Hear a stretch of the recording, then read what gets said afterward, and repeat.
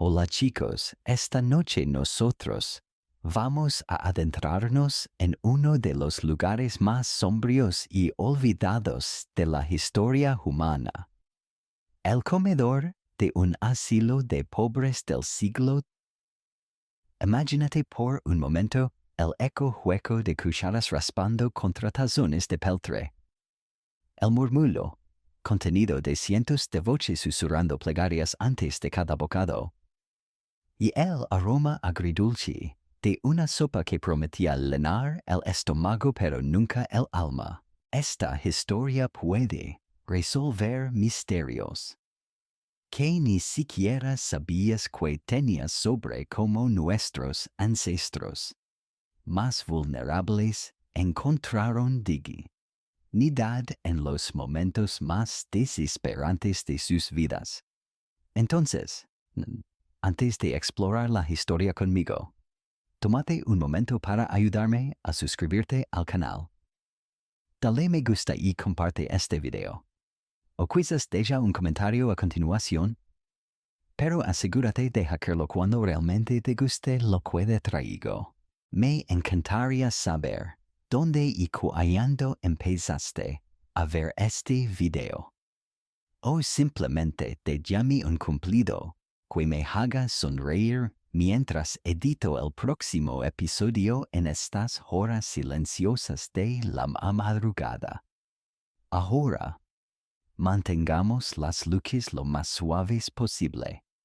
Encendemos el ventilador para un sonido suave que ayude a que la historia se sienta más emotiva y emprendamos juntos el viaje de esta noche.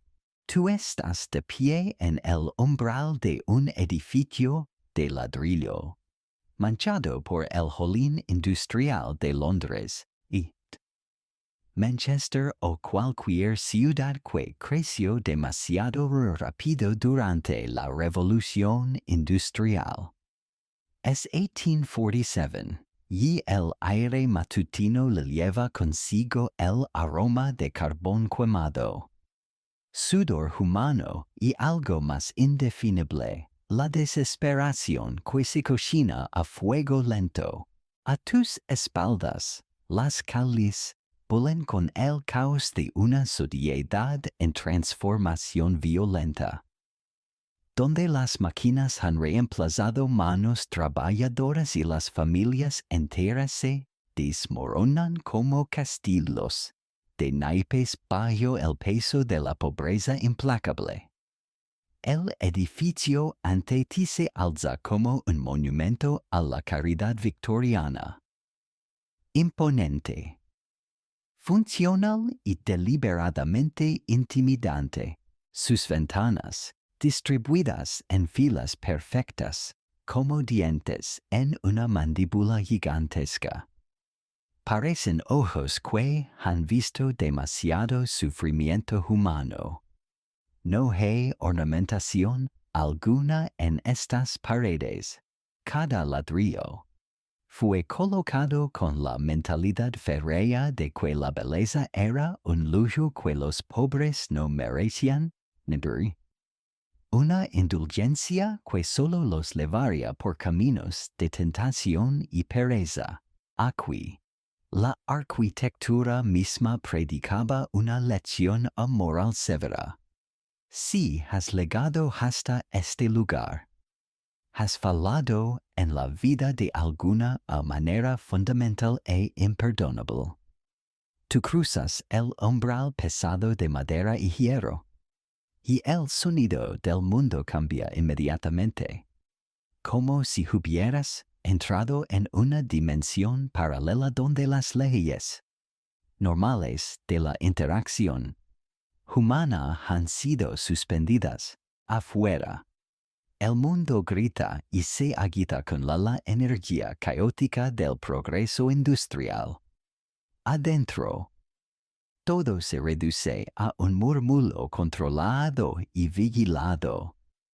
Pasos medidos sobre piedra fría que ha absorbido décadas de lágrimas silenciosas, y el tintineo ocasional de llaves pesadas en cinturones de cuero curtido que pertenecen a hombres y mujeres, cuya autoridad se deriva enteramente de supervisar la miseria ajena, las paredes interiores, pintadas de un verde institucional que parece diseñado científicamente para drenar cualquier rastro de alegría o esperanza del alma humana.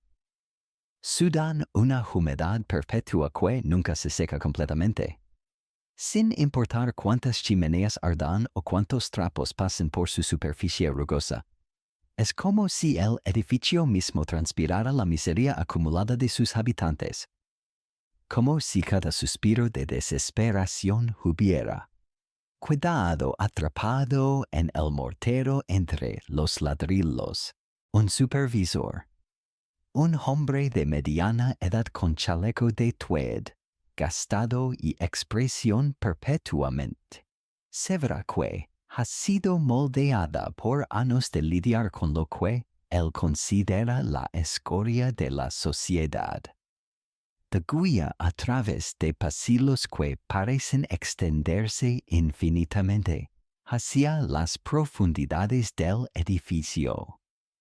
Sus pasos resuenan con la autoridad meticulosa de quien ha dedicado su vida adulta entera a mantener el orden entre los desesperados, una tarea que requiere una dureza de corazón que pocos pueden mantener, sin que les cueste algo de su propia humanidad.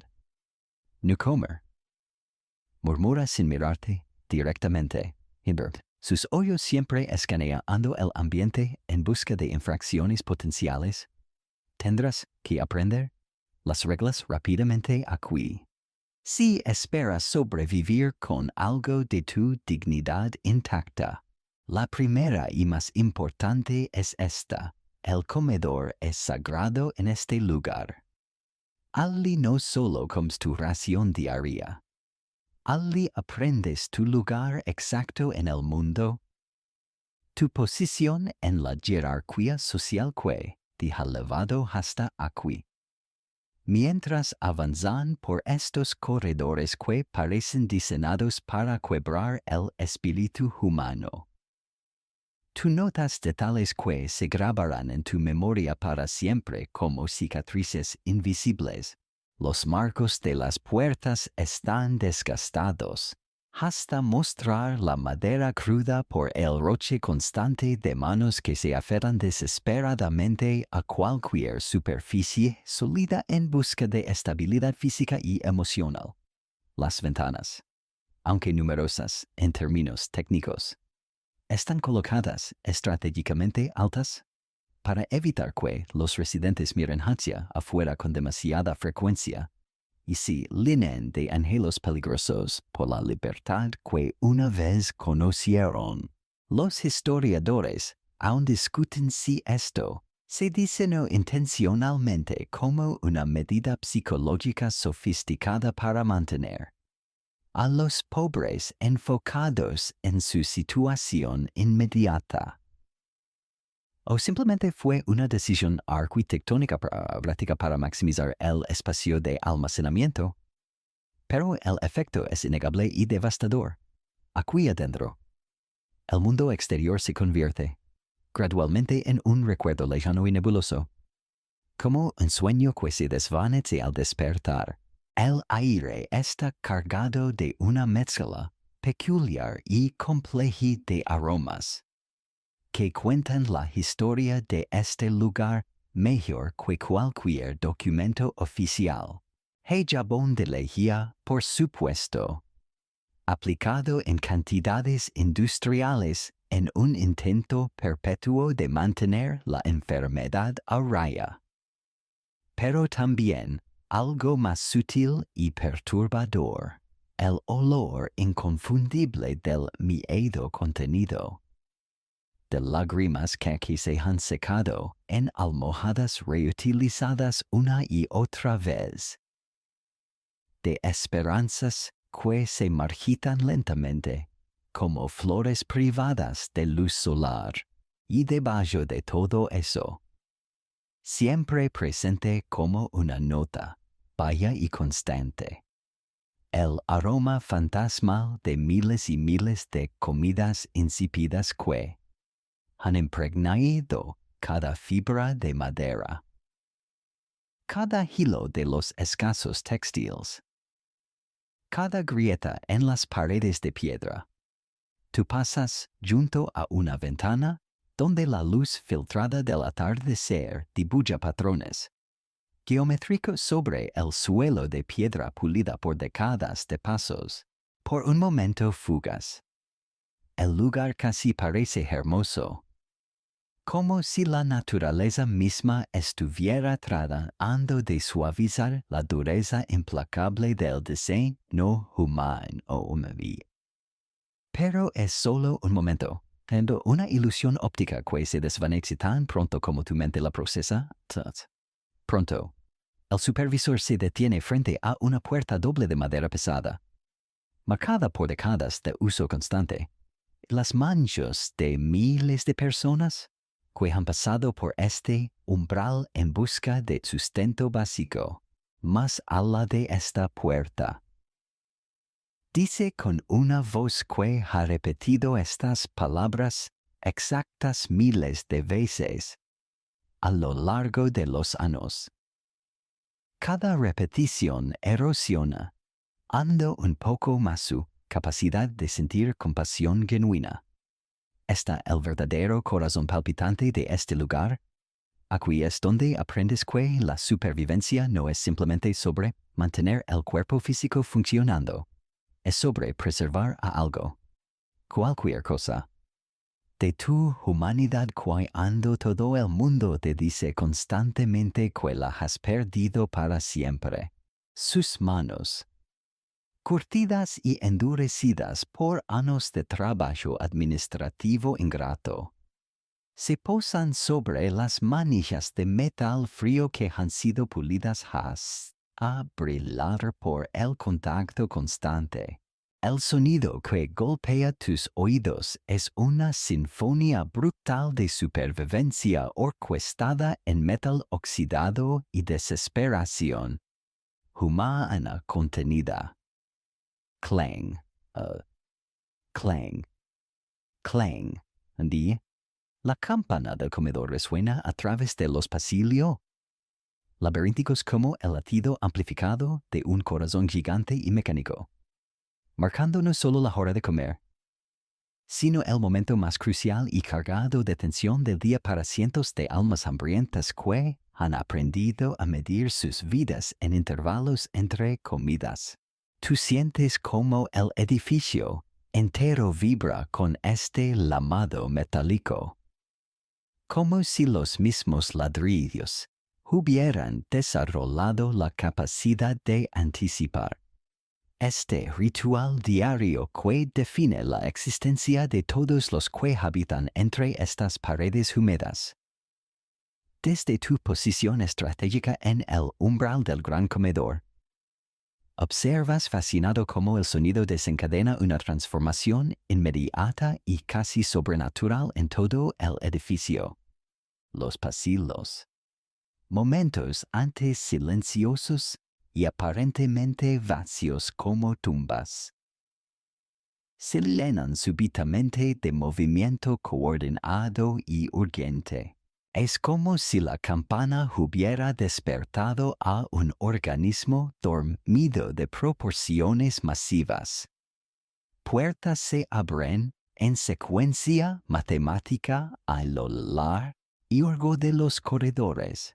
Pasos apresurados, pero medidos, resuenan contra las piedras frías en un ritmo que habla de meses, quizás años, de condicionamiento psicológico.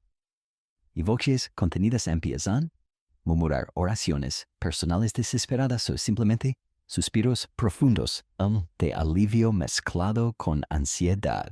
La campana misma es una pieza absolutamente fascinante de ingeniería victoriana práctica, forjada en hierro fundido de calidad industrial y suspendida en una estructura de madera de roble que cruje audiblemente bajo su peso considerable.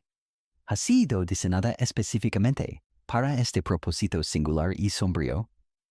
Su tono no es musical en absoluto, es brutalmente funcional, autoritario hasta el punto de ser opresivo, completamente imposible de ignorar incluso si uno quisiera. Los historiadores aún discuten acaloradamente si el timbre particular de estas campanas elegía intencionalmente para crear un estado de ansiedad controlada en los residentes o simplemente para penetrar eficientemente el ruido constante y cacofónico de cientos de personas viviendo en espacios reducidos y mal ventilados. Un detalle curioso y profundamente irónico que muy pocos conocen es que estas campanas institucionales a menudo se fabricaban utilizando metal reciclado de campanas de iglesias que habían sido dañadas durante tormentas devastadoras, incendios o incluso conflictos bélicos. Existe algo profundamente perturbador en esta reutilización. Instrumentos que una vez llamaron a congregaciones enteras hacia la esperanza divina y la comunión espiritual ahora convocan a los desamparados más absolutos hacia su sustento diario y más básico. Es como si la misma resonancia metálica que prometía salvación espiritual y vida eterna ahora anunciara salvación física temporal. Aunque fuera tan básica y desalentadora como un tazón de gruel tibio servido en condiciones que desafían la dignidad humana. Mientras la campana continúa su llamado implacable e hipnótico, tú observas con creciente fascinación las manos de quienes respondían a su convocatoria diaria. Estas manos, más que cualquier documento oficial o registro administrativo, cuentan historias más vívidas y desgarradoras que cualquier libro de historia jamás podría capturar. Ves los dedos temblorosos de una anciana que claramente una vez bordó vestidos elaborados para damas aristocráticas en una vida anterior que ahora parece un sueño lejano, ahora permanentemente manchados y endurecidos por años de trabajo manual desesperado sin la más mínima esperanza de retorno a su antiguo oficio respetable. Sus manos artríticas se aferran a una cuchara de peltre abolada y descolorida como si fuera un tesoro familiar invaluable junto a ella, manteniendo una distancia respetuosa pero observable. Un hombre de mediana edad sostiene su utensilio asignado con la precisión obsesiva y los movimientos deliberados de quien alguna vez fue relojero, maestro o quizás joyero especializado, incluso sumergido en la pobreza más abyecta y deshumanizante. Sus dedos mantienen intacta la memoria muscular de trabajos que requerían delicadeza extrema y concentración absoluta. Su cuchara, aunque oxidada vergonzosamente en los bordes por años de uso constante y limpieza insuficiente, está pulida hasta brillar como un espejo en el centro, exacto donde sus labios la tocan día tras día con una devoción casi religiosa. Es una pequeña pero poderosa manifestación de dignidad personal persistente en un lugar diseñado arquitectónica y administrativamente para erradicar precisamente eso. Los niños segregados cuidadosamente en su propia sección del comedor, pero aún perfectamente visibles desde tu posición de observador. Sostienen cucharas proporcionalmente más pequeñas que han sido modificadas a mano por adultos ingeniosos y compasivos. Algunos residentes con habilidades manuales han limado pacientemente los bordes ásperos que podrían cortar labios delicados, o envuelto los mangos fríos con tiras de tela salvadas de prendas desechadas para proteger las manos pequeñas del metal helado. Es un acto silencioso pero profundo de amor y protección en un lugar donde el afecto abierto está oficialmente desalentado y a menudo castigado. Aquí tienes la prueba irrefutable de que incluso en las circunstancias más deshumanizantes y opresivas, el instinto fundamental de cuidar a los más vulnerables no solo persiste, sino que encuentra formas creativas de manifestarse. Tú notas con creciente admiración que muchos residentes han desarrollado rituales personales elaborados y significativos alrededor de sus utensilios básicos. Algunos los limpian obsesivamente con trapos que han logrado conservar desde su llegada inicial al asilo, tratando cada superficie metálica como si fuera porcelana fina.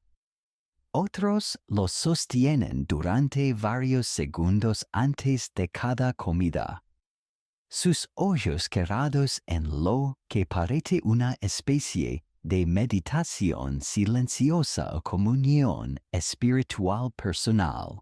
Una mujer mayor cuyo rostro arrugado habla de décadas de trabajo duro y pérdidas acumuladas.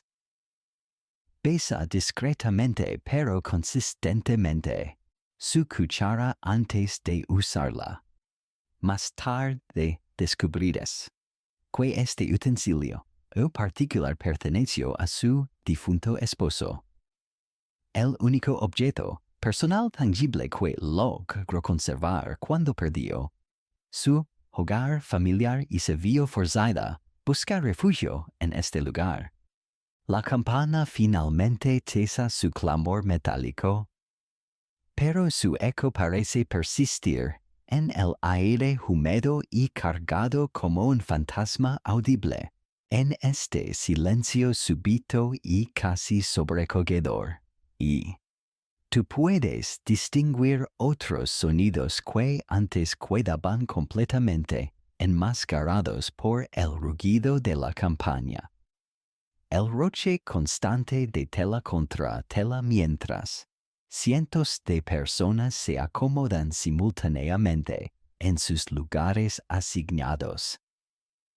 El crujido protestante de madera antigua bajo el peso combinado de tantos cuerpos hambrientos. El tintineo suave pero persistente de metal contra metal mientras las cucharas se preparan mental y físicamente para cumplir su propósito vital. Un supervisor menor, un joven que claramente es relativamente nuevo en su posición administrativa y aún conserva rastros de incomodidad moral con su papel, se acerca nerviosamente para explicarte el protocolo establecido. La campana suena exactamente a las 6 en punto. Susurra como si estuviera revelando un secreto sagrado o información clasificada. Pero aquí está lo que definitivamente no te dicen en los manuales oficiales o durante la orientación. Para muchos de estos residentes desesperados, el sonido de esa campana es literalmente lo único que les recuerda diariamente que siguen vivos, que siguen siendo seres humanos con necesidades básicas. Es cruel, profundamente cruel, pero también es bueno, es lo más cercano a la música real que tendrán en sus vidas. El corazón palpitante de cualquier asilo de pobres nunca fue el dormitorio, o donde los cuerpos exhaustos buscaban descanso, ni la enfermería donde las almas más frágiles luchaban contra enfermedades que la pobreza había invitado como huéspedes permanentes. No.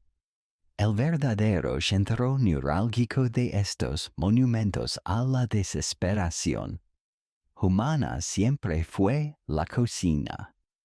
Ese reino humeante y claustrofóbico donde las obras del mundo se transformaban mediante alquimia culinaria básica en la única comida que cientos de personas hambrientas recibirían durante las 24 horas de cada día interminable. Tú desciendes por una escalera de piedra gastada hacia las profundidades del edificio, siguiendo el aroma cada vez más intenso de vapor, grasa rancia y algo indefiniblemente desalentador que solo puede describirse como el olor de la esperanza cocinándose a fuego lento. Las paredes aquí están permanentemente húmedas, no solo por la condensación constante de olas gigantescas, hirviendo sin parar, sino por décadas de vapor que ha impregnado cada superficie porosa hasta crear un ecosistema único de humedad perpetua. El aire mismo parece más denso aquí, cargado con partículas de comida, holín de carbón y el sudor de trabajadores que han aprendido que mantener estos fogones encendidos significa literalmente mantener viva a toda una población cautiva. La cocina se extiende ante ti como una catedral, dedicada al sustento más básico, con techos abovedados que desaparecen en las sombras, lenas de humo y columnas de ladrillo ennegrecido que sostienen el peso arquitectónico y moral de todo el edificio superior. Enormes chimeneas, cada una lo suficientemente grande como para que un hombre adulto se pare dentro completamente erguido. Dominan las paredes como bocas hambrientas, que devoran carbón constantemente para mantener vivas las llamas que nunca, absolutamente nunca, pueden permitirse extinguirse. Los historiadores, especializados en arquitectura institucional, aún discuten si estas cocinas se diseñaron intencionalmente para intimidar, a través de su escala monumental, o simplemente reflejan la necesidad práctica de alimentar a poblaciones masivas con eficiencia industrial. En el centro de este infierno culinario controlado se alzan las olas maestras, recipientes de hierro fundido del tamaño de bañeras pequeñas, cada una capaz de contener suficiente líquido para llenar 500 tazones individuales. Estas no son simples utensilios de cocina, son reliquias industriales que han desarrollado personalidades propias a través de años de uso constante. Una de ellas, la más grande y claramente la más antigua, tiene aboladuras y cicatrices que cuentan historias de décadas de servicio. Su superficie interior, pulida hasta brillar por miles de remolinos de cucharas de madera gigantescas, donde refleja las lamas danzantes como un espejo negro y hipnótico. Alrededor de estas olas monumentales, una pequeña pero eficiente brigada de trabajadores se mueve en una coreografía que ha sido perfeccionada a través de repetición diaria obsesiva. El cocinero jefe, un hombre corpulento cuyo delantal muestra las manchas acumuladas de incontables batallas culinarias. Supervisa cada movimiento con la intensidad de un general dirigiendo una campaña militar crucial. Su autoridad aquí es absoluta, porque él entiende mejor que nadie que un error en estas cocinas no significa simplemente una comida arruinada. Significa hambruna literal para cientos de personas que no tienen absolutamente ninguna alternativa alimentaria. Newcomer. Te dice sin apartar la vista de una ola donde burbujas un líquido espeso de color dudoso. Lo que ves aquí es el último recurso de la civilización. Cuando todo lo demás falla, cuando la sociedad ha abandonado a sus miembros más vulnerables, cuando las familias se desintegran y los trabajos desaparecen. Esto es lo que queda. Su voz leva el peso de alguien que ha comprendido profundamente la gravedad moral de su posición. Cada cucharada que servimos desde estas olas representa tanto un fracaso social como un triunfo humano. El fracaso de crear una sociedad que cuide a todos sus miembros, pero también el triunfo de negarse a dejar que la gente simplemente me muera de hambre en las calles.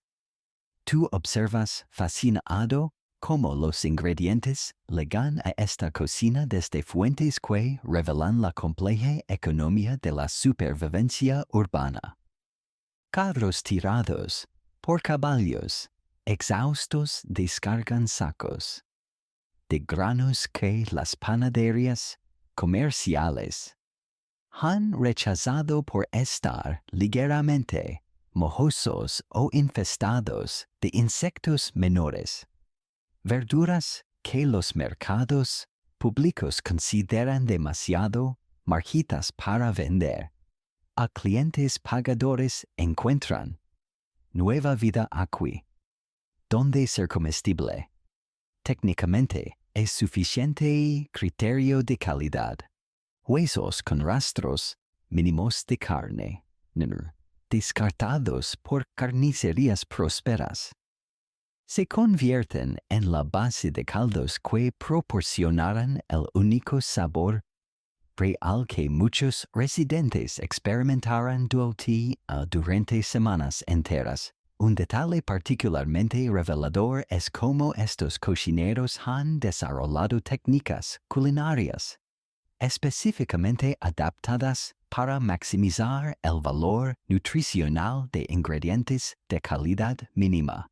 Han aprendido, por ejemplo, que hervir huesos durante exactamente 18 horas extrae cada molécula de calcio y proteína disponible. Saben que agregar un puñado de cáscaras de papa al agua de cocción introduce vitaminas esenciales que podrían significar la diferencia entre escorbuto y salud básica. Estos conocimientos, nunca escritos en libros de cocina formales, se transmitían oralmente de cocinero experimentado a asistente novato como secretos de supervivencia colectiva.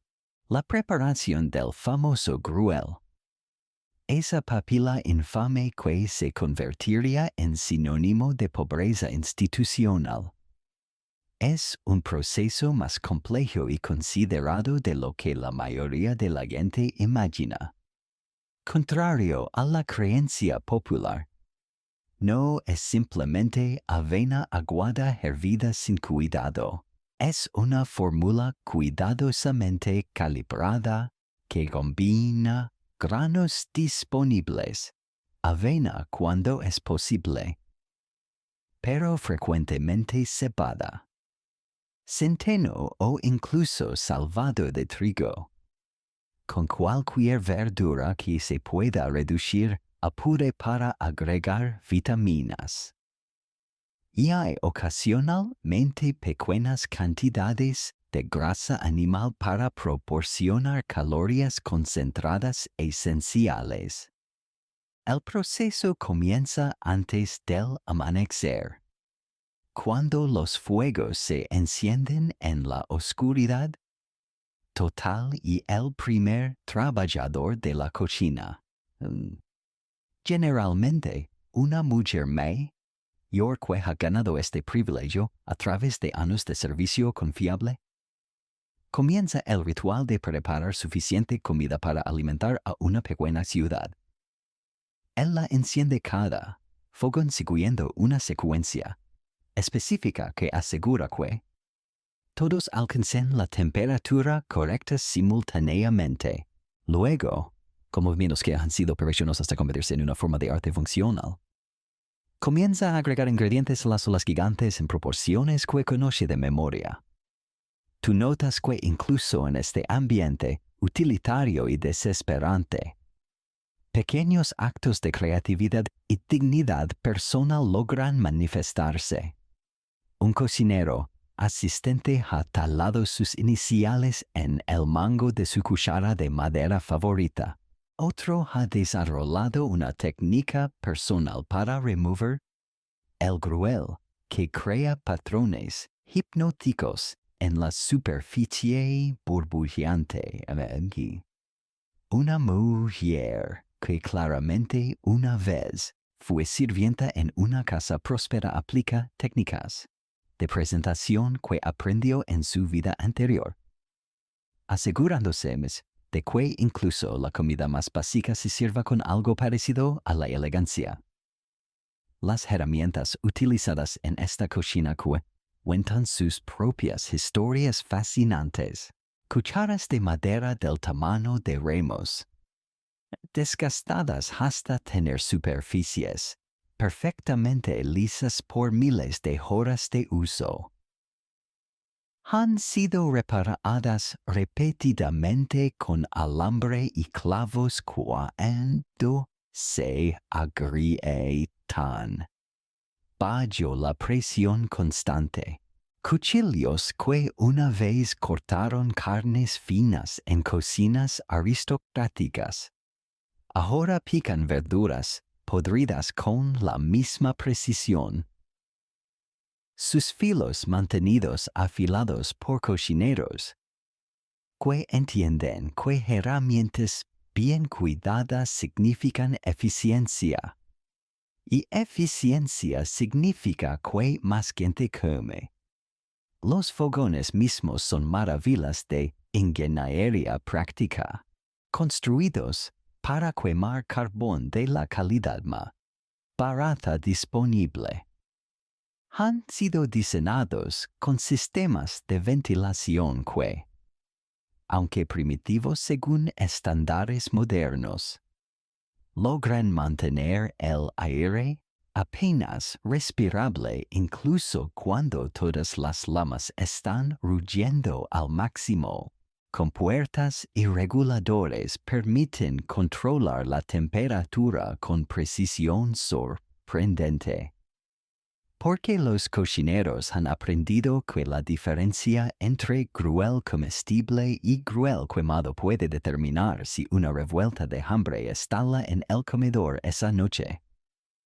El momento más crítico de cada día llega cuando el cocinero jefe prueba la primera cucharada del lote principal. Su rostro nunca revela sus pensamientos, pero todos en la cocina observan atentamente en busca de señales sutiles. Un asentimiento ligero significa que el lote está aceptable. Una pausa prolongada seguida de ajustes de sal o especias significa que aún hay esperanza de mejorarlo.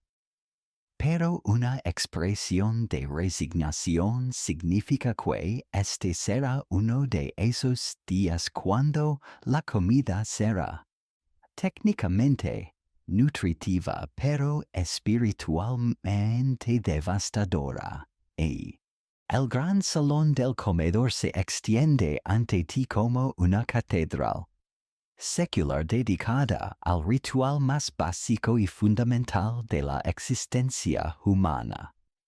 El acto de alimentar el cuerpo para mantener el alma aferrada a la vida.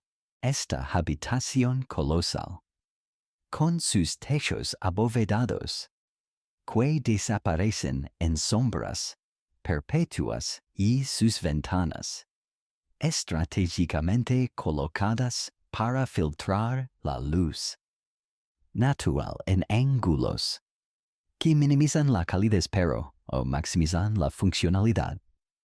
Ha sido diseñada con una precisión casi matemática para acomodar a 500 personas simultáneamente, mientras mantiene un control absoluto sobre cada aspecto de su comportamiento durante la comida. Las mesas, taladas en roble macizo décadas y pulidas, hasta adquirir un brillo opaco por el contacto constante de miles de codos, manos y lágrimas derramadas, se extienden en filas perfectamente paralelas que crean un patrón hipnótico de líneas que convergen hacia el extremo del salón donde se encuentra la mesa elevada de los supervisores.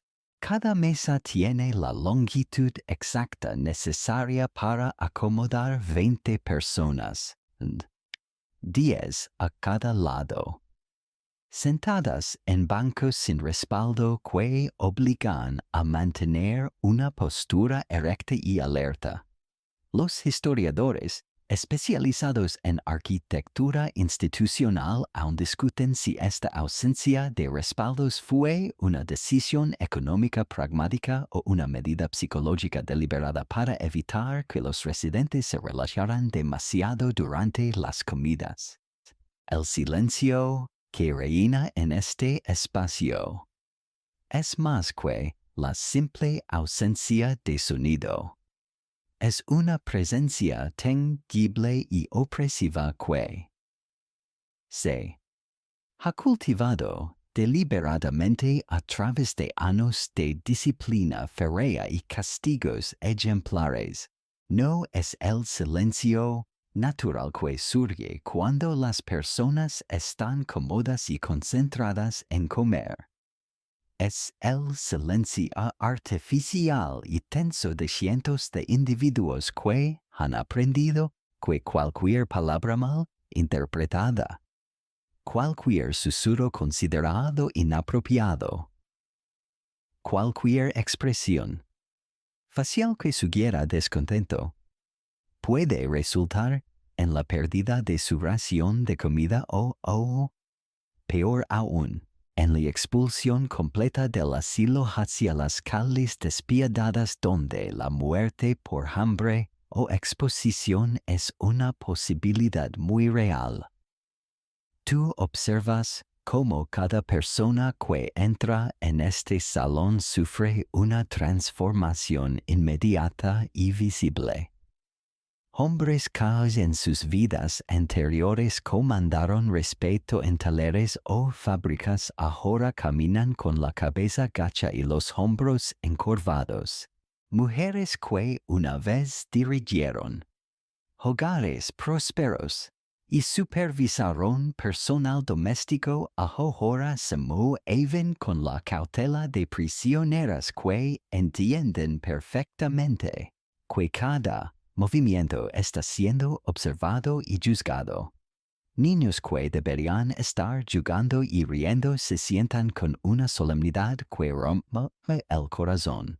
Sus ojos grandes y hambrientos favallos en las superficies vacías de las mesas mientras esperan que aparezca su sustento diario, las reglas que gobiernan este espacio sagrado están escritas en tablones de madera colgados estratégicamente alrededor del perímetro del salón.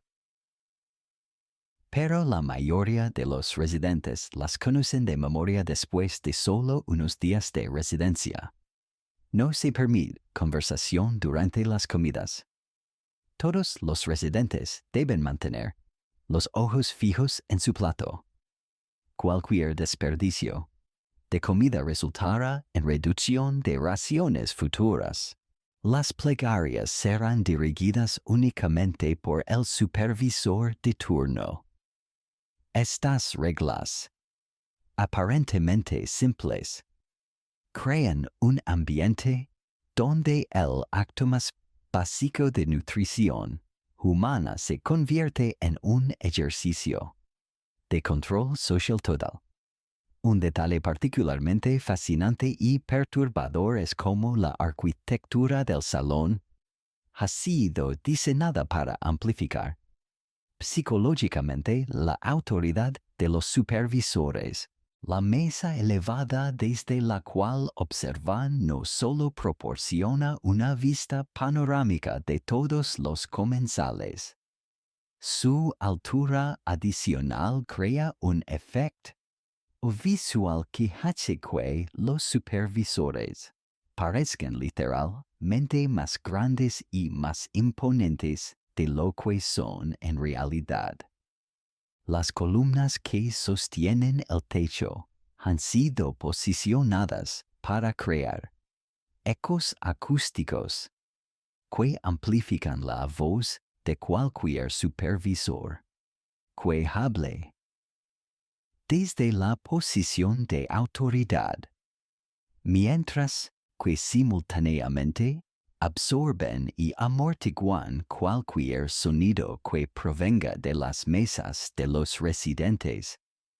El proceso de entrada al comedor sigue una coreografía tan precisa como un ballet militar. Los residentes se forman en filas perfectas fuera de las puertas dobles, organizados por categorías estrictas.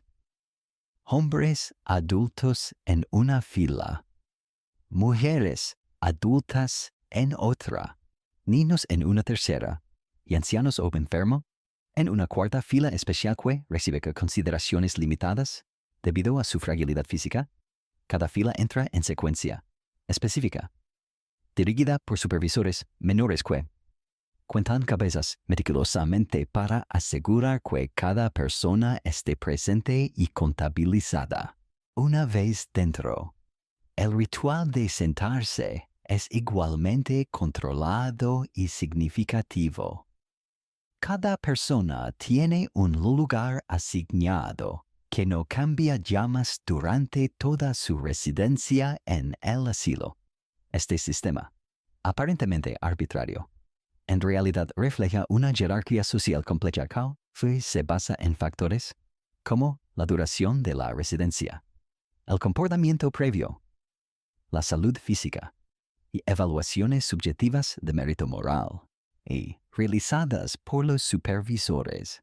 Las personas consideradas más respetables, aquellas cuya pobreza se percibe como resultado de circunstancias externas en lugar de defectos de carácter, se sientan más cerca del extremo del salón donde la comida se sirve primero y donde hay marginalmente más luz natural. Tú notas que muchos residentes han desarrollado rituales personales silenciosos para mantener algo de dignidad personal dentro de este sistema deshumanizante. Una mujer mayor claramente educada y de clase media en su vida anterior coloca cuidadosamente su servilleta de tela gastada, un lujo personal que logró conservar, sobre su regazo con los mismos movimientos elegantes que una vez usó en cenas formales. Un hombre que obviamente fue artesano examina discretamente su cuchara antes de cada comida, verificando su limpieza con la atención al detalle que una vez aplicó a su oficio Estos pequeños actos de resistencia silenciosa representan victorias. Diminutas, pero profundamente significativas contra un sistema diseñado para erradicar la individualidad. El momento más tenso de cada comida llega cuando los supervisores realizan su inspección silenciosa. Un paseo lento y deliberado entre las mesas durante el cual observan cuidadosamente cada rostro, cada postura, cada movimiento de las manos. Esta inspección sirve múltiples propósitos. Identifica a cualquier persona que pueda estar enferma y necesite ser removida para prevenir contagio. Y detecta signos de descontento que podrían indicar problemas futuros. Y principalmente, refuerza la sensación constante de vigilancia que mantiene a todos los residentes en un estado de ansiedad controlada. Los supervisores mismos forman una jerarquía fascinante que refleja las tensiones de clase de la sociedad victoriana más amplia. El supervisor principal, generalmente un hombre de clase media que ha encontrado en esta posición una forma de ejercer poder social sin poseer riqueza significativa. Se viste con ropas que imitan la elegancia aristocrática pero revelan su origen más humilde a través de detalles sutiles. Sus subordinados, frecuentemente personas que han logrado elevarse ligeramente por encima de la pobreza absoluta pero que viven en terror constante de volver a caer en ella. Ejercen su autoridad limitada con una dureza que a menudo excede la de sus superiores. La iluminación del salón ha sido calibrada cuidadosamente para crear un ambiente que es funcionalmente adecuado pero emocionalmente depresivo. Las lámparas de gas espaciadas para proporcionar suficiente luz para comer pero no para leer o realizar otras actividades que podrían fomentar la socialización. Crean charcos de claridad rodeados de sombras que fragmentan visualmente el espacio y dificultan la comunicación no verbal entre residentes. Durante los meses de invierno, cuando la oscuridad llega temprano, esta iluminación limitada crea un ambiente casi teatral, donde las comidas se convierten en performances de supervivencia bajo los reflectores. El aire en este salón lleva consigo no solo los aromas de la comida que se aproxima, sino también la fragancia compleja y melancólica de cientos de historias humanas que se han desarrollado entre estas paredes. Hay rastros de perfume baratos que algunas mujeres aún aplican discretamente como actos de resistencia contra la despersonalización. Hay el olor a jabón de lejía que impregna todas las ropas, pero también aromas más sutiles. El cuero gastado de zapatos que una vez fueron elegantes, la lana húmeda de abrigos que han visto mejor época. Y debajo de todo eso, el aroma inconfundible pero indefinible de la esperanza que se mantiene viva contra todas las probabilidades. El Gruel se presenta ante ti como el protagonista más infame y malentendido de toda la literatura social del siglo XI. Una sustancia que ha trascendido su humilde existencia culinaria para convertirse en un símbolo universal de privación humana hay. Paradójicamente, de supervivencia tenaz contra todas las probabilidades, esta papila legendaria, servida en tazones de peltre abolado que reflejan las lamas parpadea, antes de las lámparas de gas como pequeños espejos deformados, representa mucho más que simplemente comida. Es una manifestación física de la compleja relación entre caridad, control social y dignidad humana en una era que luchaba por definir sus obligaciones morales hacia los más vulnerables de la sociedad, contrario a las representaciones populares que lo describen como poco más que agua sucia con algunos granos flotando tristemente en la superficie. El gruel verdadero era una fórmula nutricional cuidadosamente calculada que reflejaba tanto los conocimientos limitados de la época sobre nutrición como un entendimiento intuitivo, sorprendentemente sofisticado, sobre cómo mantener vivos a cientos de personas con recursos mínimos. Los cocineros del asilo, trabajando con ingredientes que las cocinas respetables habrían rechazado, sin consideración, habían desarrollado técnicas para extraer cada molécula de valor nutritivo de materiales que la sociedad más amplia consideraba desperdicios. La receta base, aunque variaba según la disponibilidad estacional de ingredientes y las fluctuaciones impredecibles del presupuesto institucional, seguía principios científicos que los nutricionistas modernos reconocerían como fundamentalmente sólidos. Avena molida gruesa, cuando estaba disponible, proporcionaba carbohidratos complejos y fibra esencial, cebada perlada, frecuentemente más accesible que la avena premium.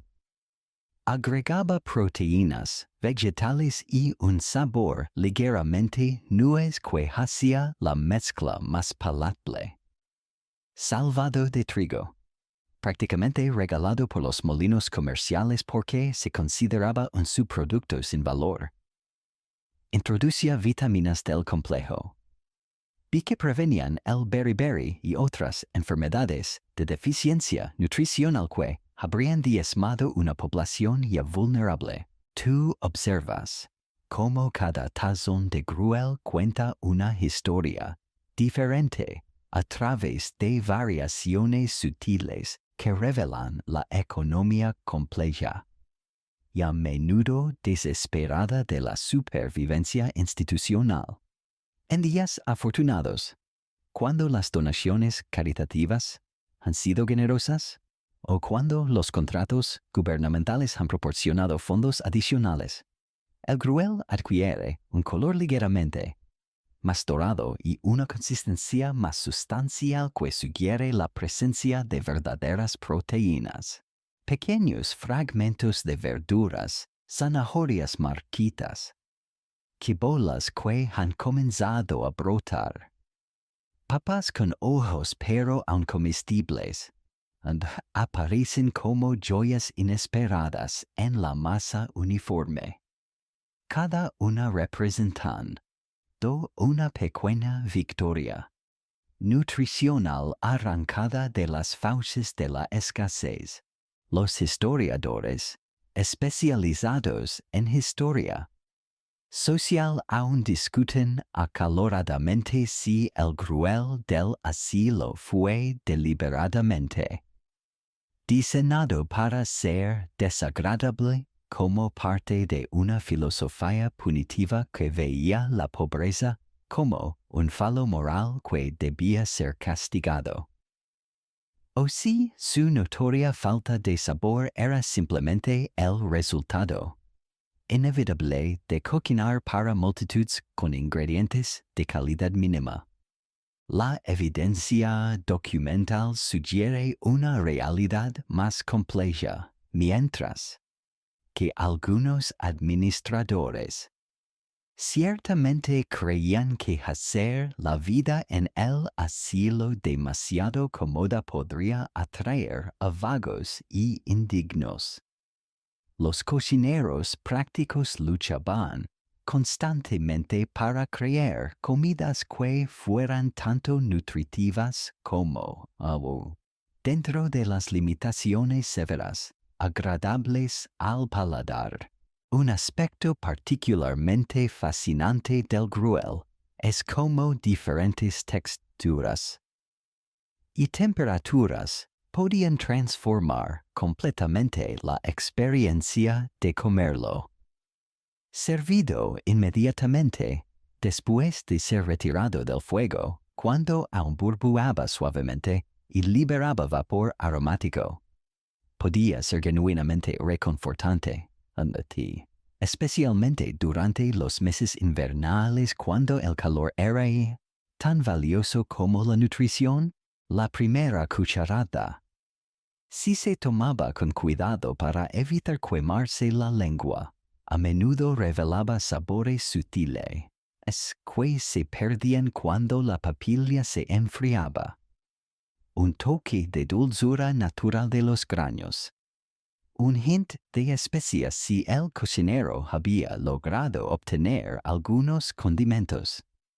Incluso un sabor ligeramente carnoso y huesos con médula habían sido utilizados en la preparación del caldo base. Sin embargo, el gruel frío representaba una experiencia completamente diferente y considerablemente menos apetitosa.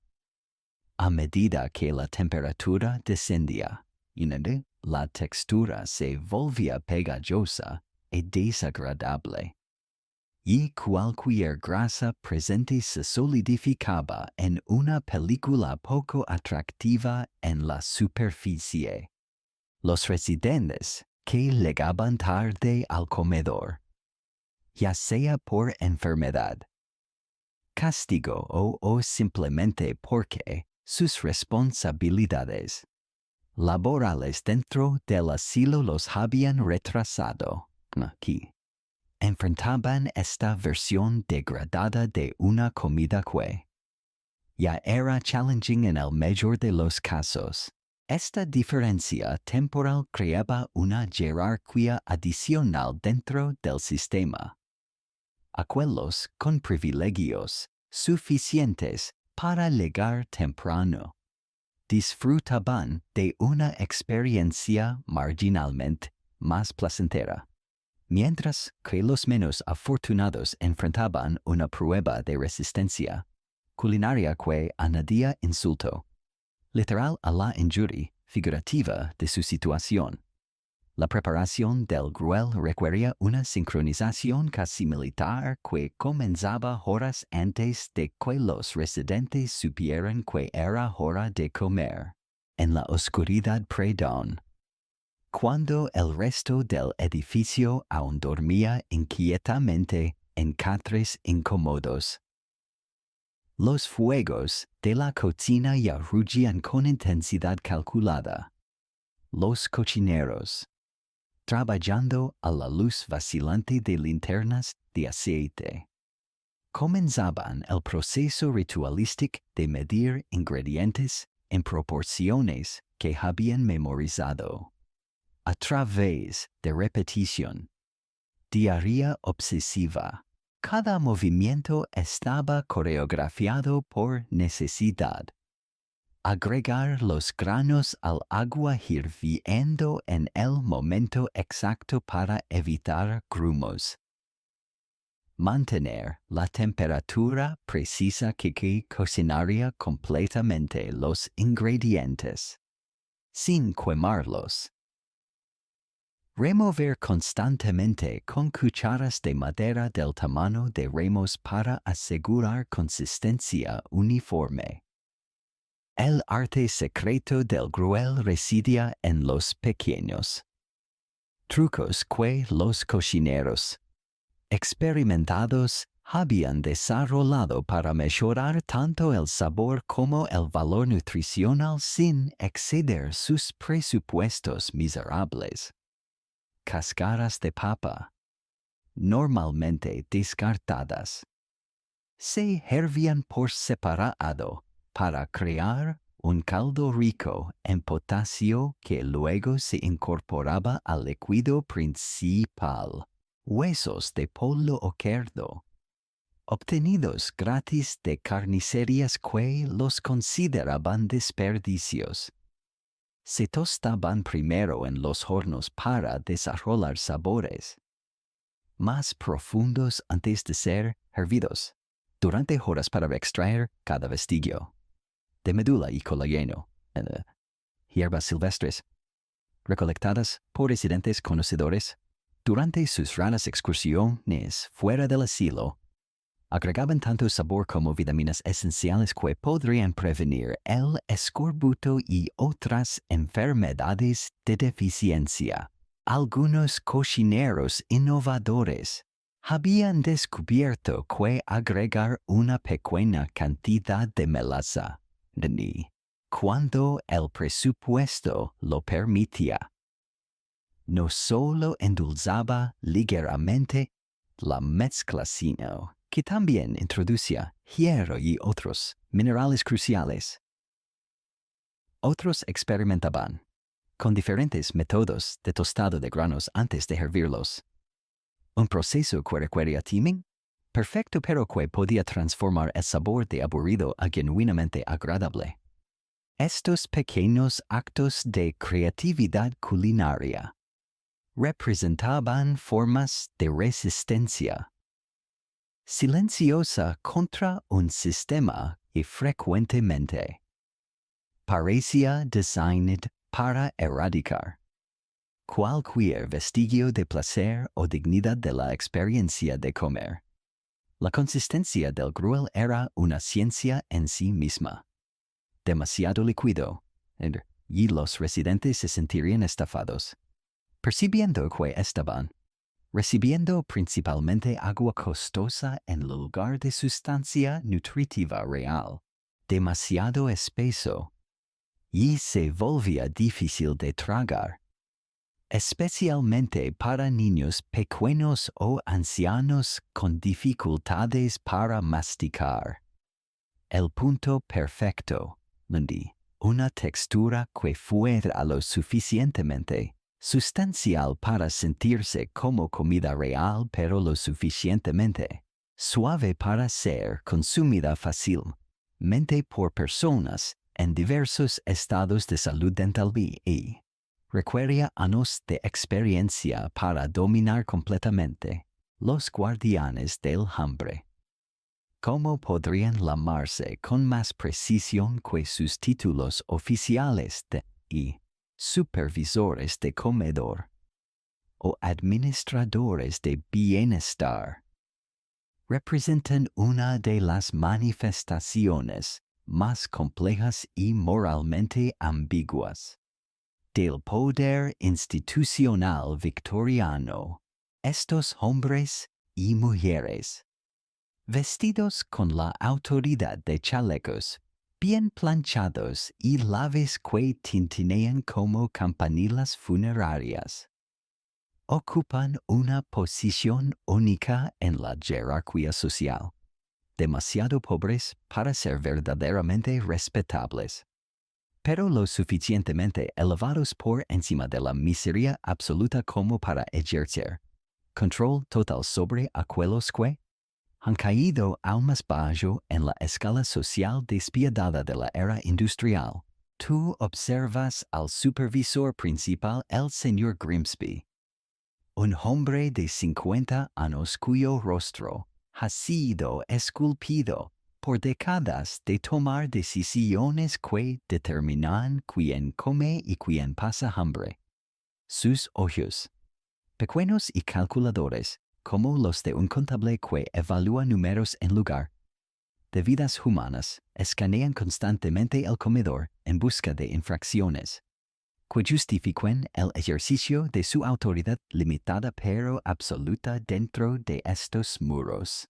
Su bigote, meticulosamente encerrado cada mañana en un ritual que habla de vanidad personal persistente incluso en este ambiente institucional. Tiembla ligeramente cuando habla, revelando una nerviosidad subyacente que sugiere que él también entiende lo precario de su posición.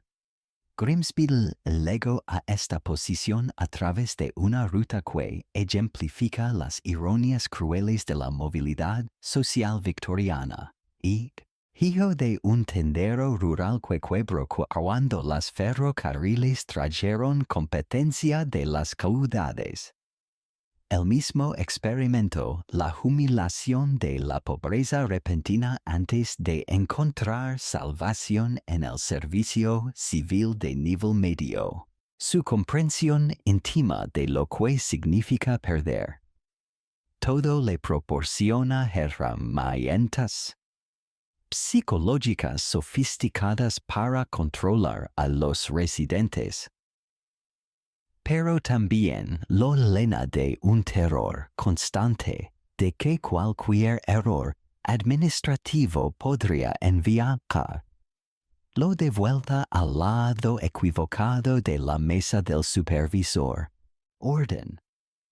Dice con una voz que ha sido entrenada para proyectar autoridad, pero que ocasionalmente revela rastros de su acento rural original. Orden es lo único que separa la civilización del caos animal. Aquí, en este comedor, cada cucharada debe ser ganada a través de obediencia absoluta. Cada bocado debe ser consumido con gratitud apropiada. Su filosofía, aunque harsh, refleja genuinamente su creencia de que la estructura rígida es la única forma de mantener la dignidad humana en circunstancias que de otra manera serían completamente deshumanizantes.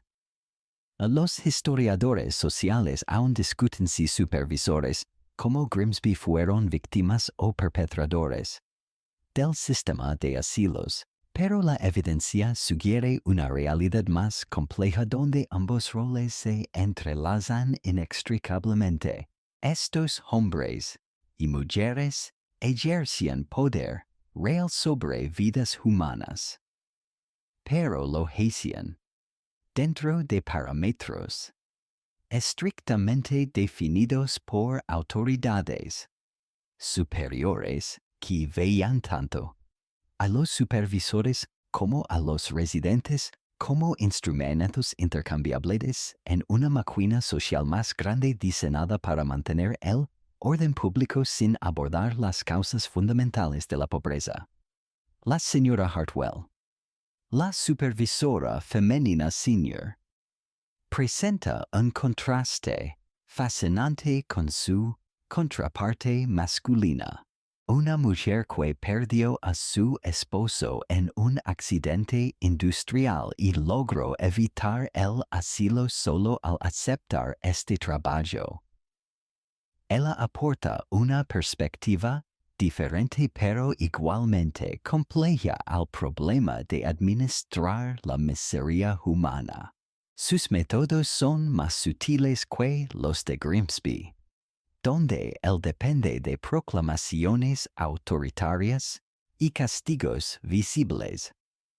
Él la utiliza manipulación psicológica sofisticada y un sistema elaborado de recompensas y consecuencias que mantiene a los residentes constantemente inseguros sobre su posición.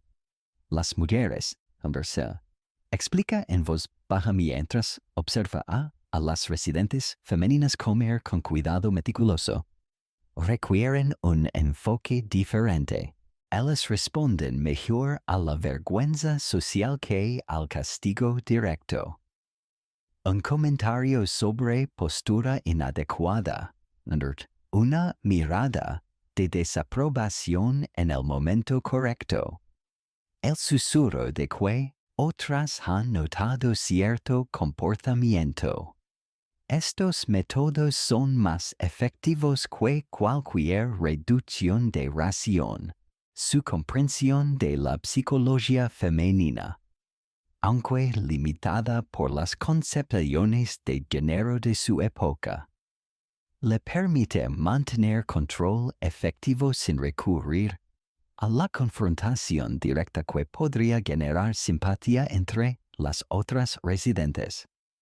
El poder que ejercen estos supervisores se manifiesta más claramente en su capacidad para controlar, no solo cuánto come cada persona, sino cuándo, cómo y bajo qué circunstancias, ellos determinen el orden de servicio, decidiendo quién recibe las primeras porciones cuando el gruel está más caliente y sustancioso, y quién debe conformarse con los residuos menos atractivos del fondo de las olas.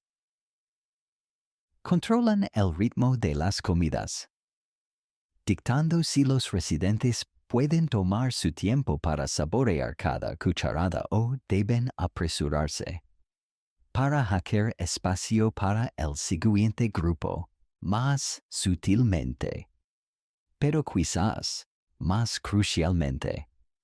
Determinan la atmósfera emocional de cada comida a través de su presencia vigilante y sus intervenciones ocasionales. Un aspecto particularmente revelador de su autoridad es cómo manejan las violaciones de las reglas del comedor, las infracciones menores. Murmurar durante la comida. No mantener postura erecta. Mostrar expresiones faciales consideradas inapropiadas. Se castigan típicamente con reducciones sutiles en el tamaño de las porciones futuras o asignación a asientos menos deseables, más lejos de las fuentes de calor. Violaciones más serias, como intentar salvar comida para más tarde o mostrar insubordinación directa, pueden resultar en la pérdida completa de una o más comidas. Un castigo que, en un ambiente donde la desnutrición es una amenaza constante, equivale efectivamente a tortura sancionada oficialmente. Sin embargo, estos supervisores también poseen la autoridad para mostrar misericordia. Y es en el ejercicio de esta prerrogativa donde sus personalidades individuales se revelan más claramente. Grimsby, a pesar de su exterior stern, ocasionalmente permite que residentes, particularmente frágiles, reciban porciones ligeramente más grandes, y aunque siempre de manera discreta para evitar establecer precedentes problemáticos.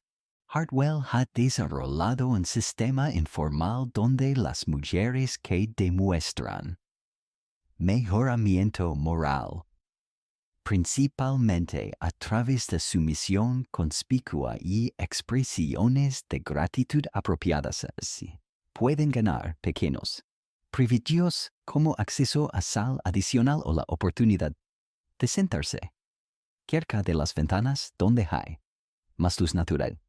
La relación entre supervisores y residentes está constantemente mediada por la comprensión mutua de que las posiciones podrían invertirse con facilidad aterradora.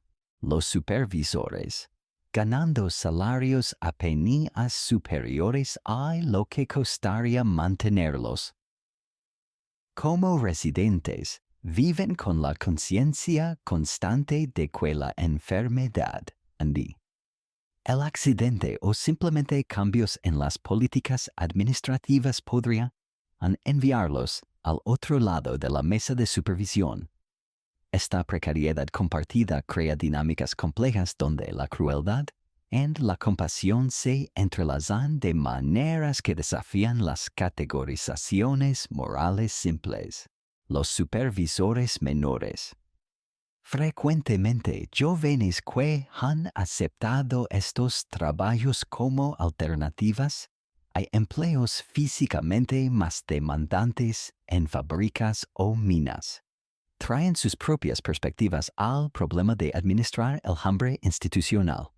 Algunos, aún optimistas, sobre sus propias perspectivas de movilidad social ascendente, ejercen su autoridad con el entusiasmo de quienes creen que demostrar dureza apropiada los calificará para posiciones superiores. Otros, más cínicos o simplemente más empáticos, desarrollan métodos para suavizar discretamente las duras realidades del sistema sin desafiar abiertamente sus estructuras fundamentales, incluso en el abismo aparentemente uniforme de la pobreza institucional, donde todos los residentes han sido reducidos teóricamente al mismo nivel básico de dependencia y desesperación. Emergen jerarquías sociales intrincadas y crueles que reflejan, amplifican y distorsionan las divisiones de clase de la sociedad exterior. Estas estratificaciones del hambre, invisibles para los observadores, casuales pero fundamentales, para la experiencia vivida de cada residente, determina no solo quién come primero y quién come mejor, sino también quién retiene vestigio de dignidad personal y quién es reducido completamente a la supervivencia animal más básica. Tú observas cómo la disposición aparentemente neutral de los asientos en el comedor en realidad constituye un mapa detallado de estatus social relativo que ha sido cuidadosamente calibrado para reforzar tanto la autoridad administrativa como las divisiones internas entre los residentes, las mesas más cercanas a la cocina, donde la comida llega más caliente y en porciones marginalmente más generosas, están reservadas para lo que los supervisores denominan eufemísticamente residentes meritorios. Una categoría que incluye a aquellos cuya pobreza se percibe como resultado de circunstancias externas desafortunadas en lugar de defectos de carácter personal. En estas mesas privilegiadas se sientan las viudas de artesanos respetables, hombres mayores que perdieron sus empleos debido a la mecanización industrial, familias que fueron devastadas por enfermedades epidémicas, pero que mantienen evidencias de educación y respetabilidad previa. Estos pobres meritorios comen en silencio, pero es un silencio diferente al de las mesas posteriores. Un silencio cargado de dignidad, herida pero preservada de esperanza de que su situación actual sea temporal, de la creencia de que aún merecen el respeto básico que la sociedad otorga a sus miembros, decentes.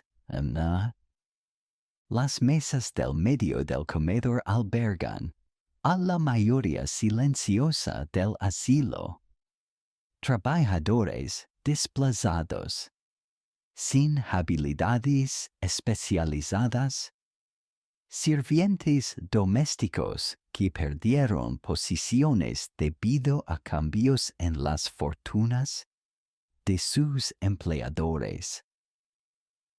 Pequeños comerciantes arruinados por competencia o mala suerte. Estos residentes ocupan una zona gris moral en la cosmología del asilo. Ni particularmente meritorios, ni obviamente irreprensibles. Simplemente víctimas de las fuerzas económicas impersonales que han hecho sus habilidades obsoletas o sus circunstancias insostenibles. Su posición en el comedor refleja esta ambigüedad. Reciben comida adecuada pero no privilegios especiales. Respeto básico pero no deferencia particular.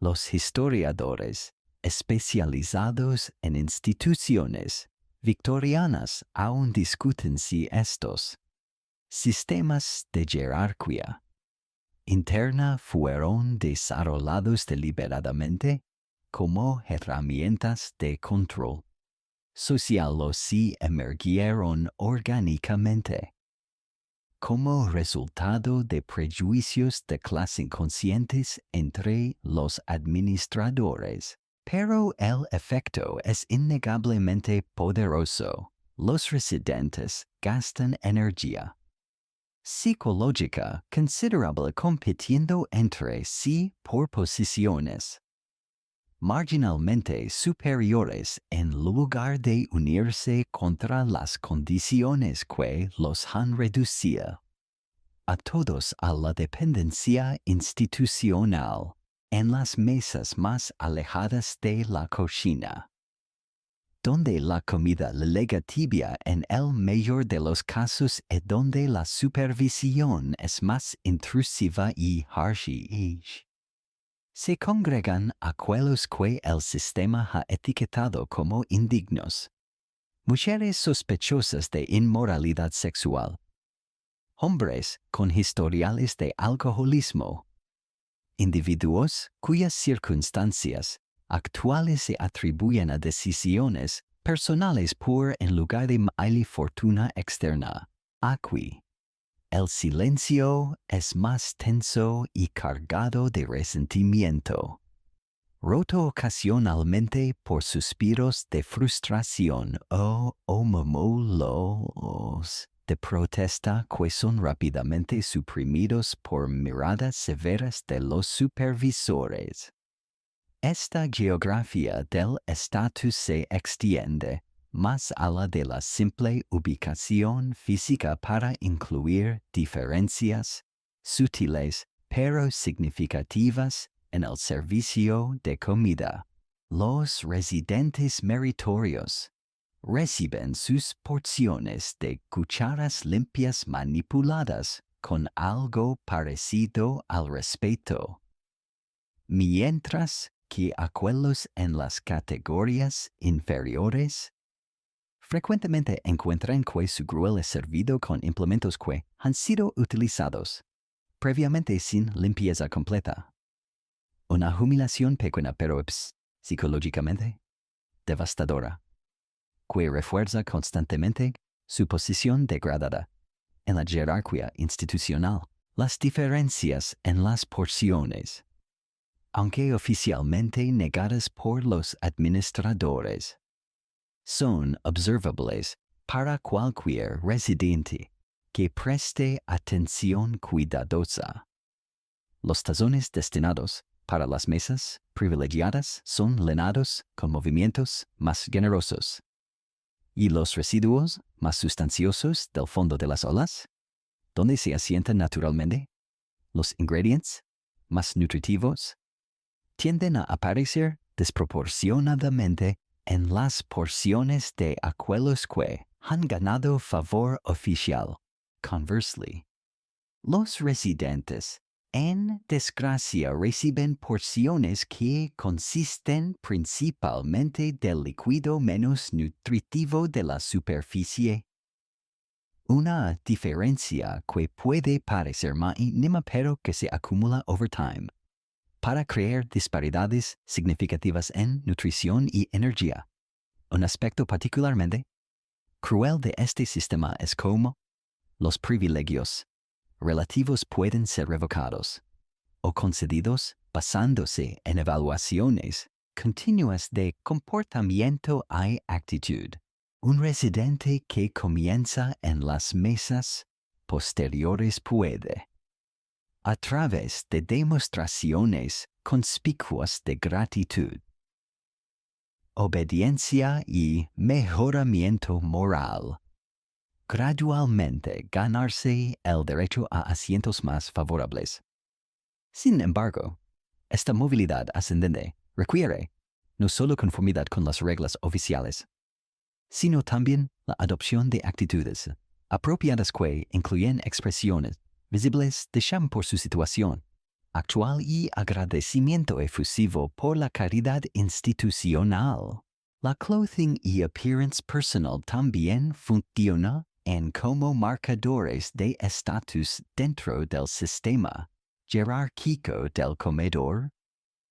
Residentes que han logrado mantener elementos de vestimenta respetable, un chaleco sin agujeros visibles, zapatos que aún conservan sus cordones originales, camisas que han sido remendadas expertamente en lugar de simplemente parcheadas.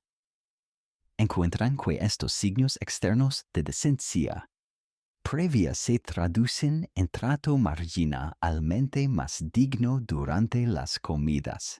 Los supervisores, consciente o inconscientemente, responden a estas señales visuales ajustando sutilmente su comportamiento hacia diferentes residentes.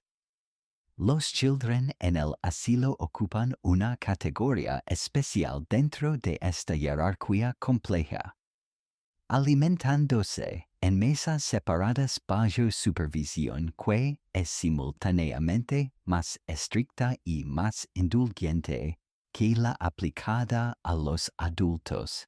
Sus porciones son técnicamente más generosas en términos relativos a su tamaño corporal. Pero esta generosidad viene acompañada de expectativas, behavior más rígidas y castigos más severos por infracciones.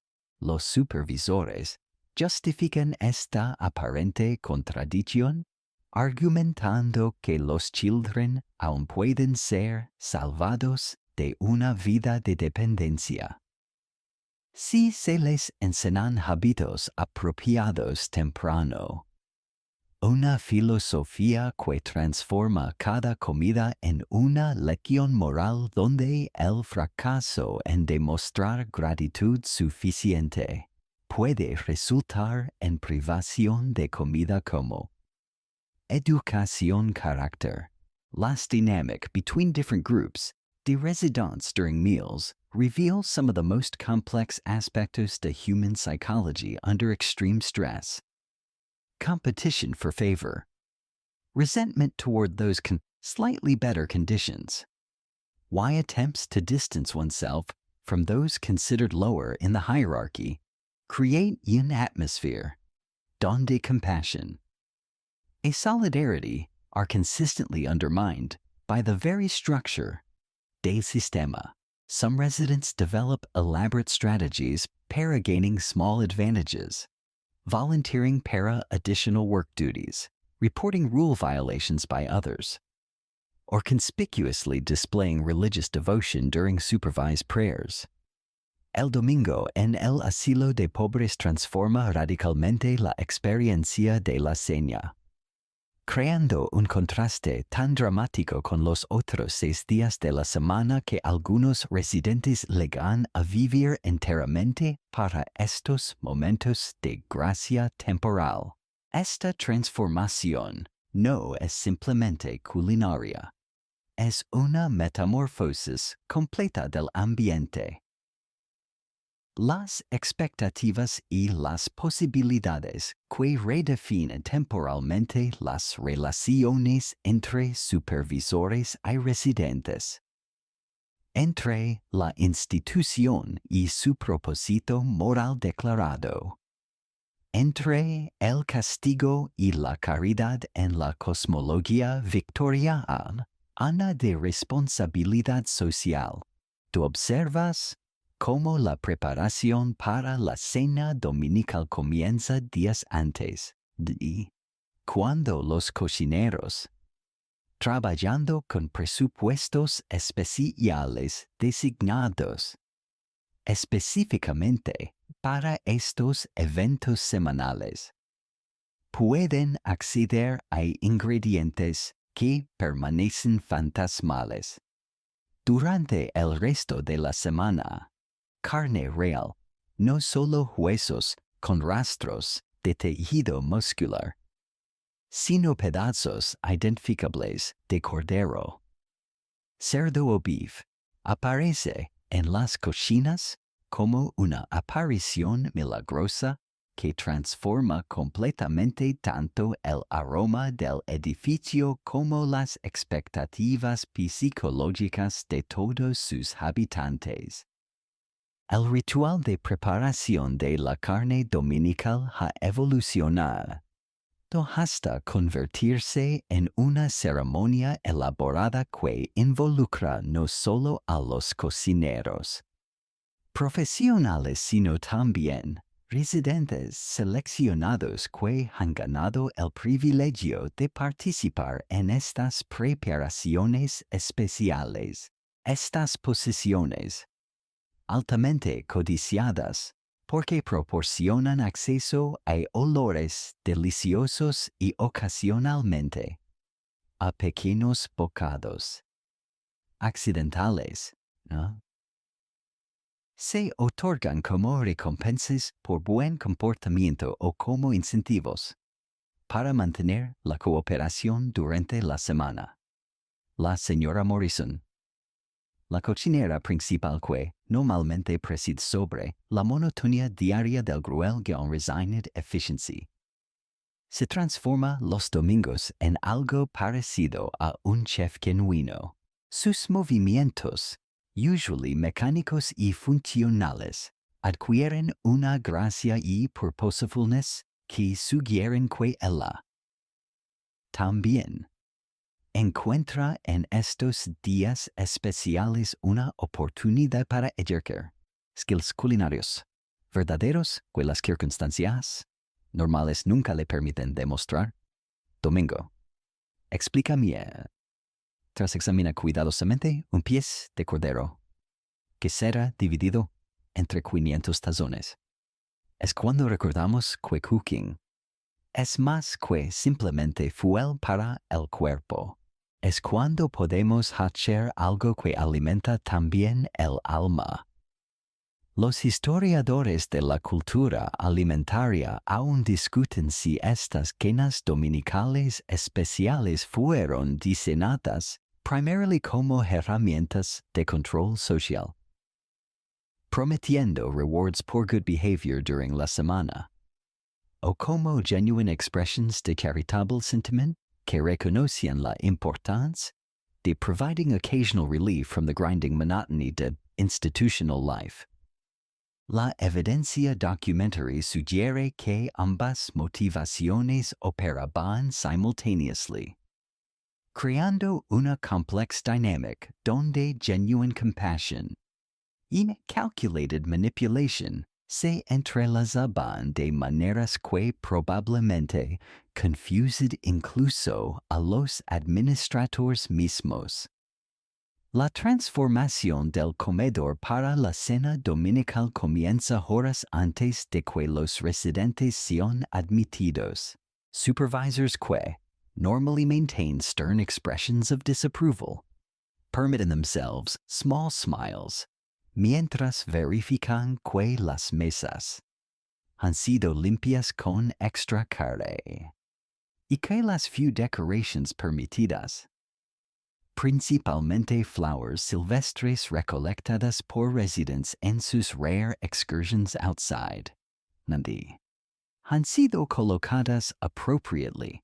Las windows son abiertas para permitir fresh air.